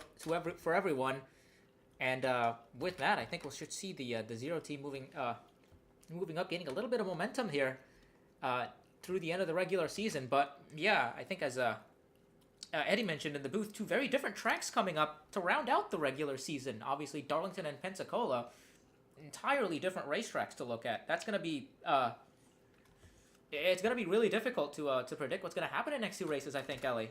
What are your thoughts on this? Oh yeah, it's definitely going to be hard to predict what the next 2 races are going to be like. I mean, I didn't even expect Yoko to stick it out that long, but if next 2 races we don't get any new winners, well, we have the playoff field. The points race is so tight, and nobody really did much here today when it came to points. Like Abby Buchanan's run was like, it was decent. The next 2 races, though, they're going to be great, though. I mean, we have Darlington on the schedule. Darlington is always really great to watch.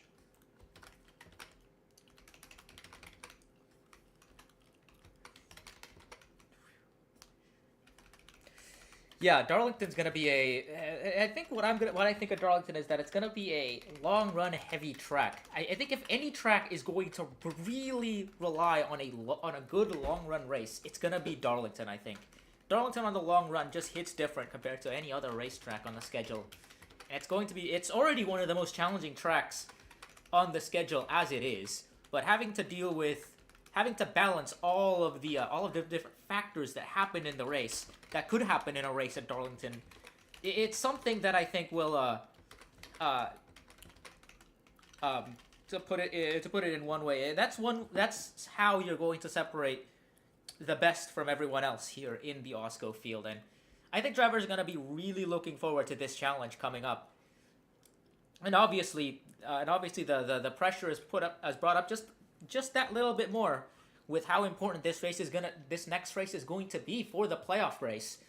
Obviously, with a few spots left, with 1 spot left on points, it's not impossible, but things are looking really hairy right now. And of course, that last race at Pensacola is going to be the wild card. Anyone can win that race, and we've seen odd winners in AWSCO already this season. Throwing a 3-mile super speedway on top of that is just going to turn everything up on its head, I think. And there's every chance that all sorts of chaos happens at that particular event. It's gonna be a wild ride heading into the end of the regular season, and I hope everyone is on their strapped into their seats here, because it's gonna be insane. Yeah, for sure. I'm really excited to see the racers hit the track. And like you said, Darlington's really going to separate some of the best racers from just the average ones, especially. I think we're really going to see certain racers who have looked decent end up not doing that great at Darlington. And we're really just going to see the front racers of AWSCO kind of just come out to show in Darlington is what I'm trying to say. I think we're going to see some of the best of AWSCO at Darlington. I think that's going to be a great race, and Pensacola is going to be kind of crazy. Yeah, Pensacola is obviously going to be crazy. We're going to see two very different types of shows, is what I'm going to say, is what I think is going to happen. And I honestly think they're both going to be great in their own way, basically. I'm really looking forward to Darlington. That's I think that's your favorite track, and it's definitely one of my favorites as well. A good Darlington race is up there with any other racetrack. Definitely ovals, but I would say one of the best ovals. Definitely up there in terms of best racetracks in the world. As we are starting to see our point standings here. I believe Hieda Yoko is going to be your points leader in the Zero car, actually.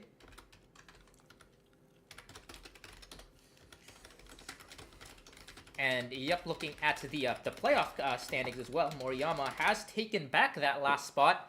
4 points above the 12 of Jackie Kennedy. Abby Buchanan closing in as well. Only 21 points back now.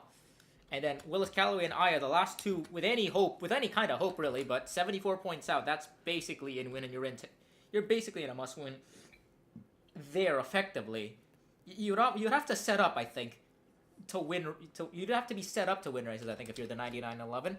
I think it's just down to those three cars if you're going to points race your way in, at least in terms of setting up your stance anyways.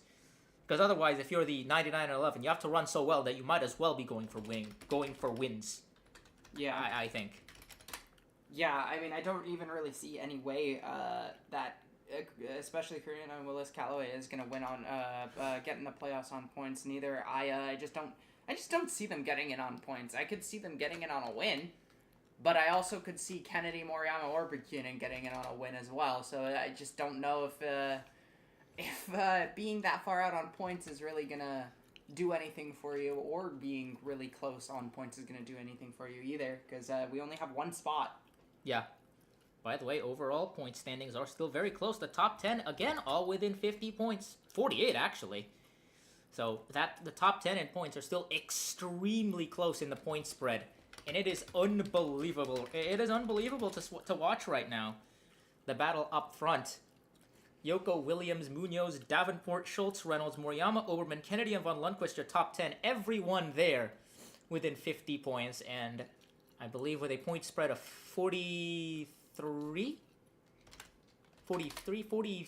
actually. 42 points. So that's the top 9 all within one race worth of points, basically. But yeah, with the way things are, I think it is, with the way things are points-wise, how close the top 10 are, and with the the 3-round system we have here, 3 races of 3 rounds, I should say, of playoffs.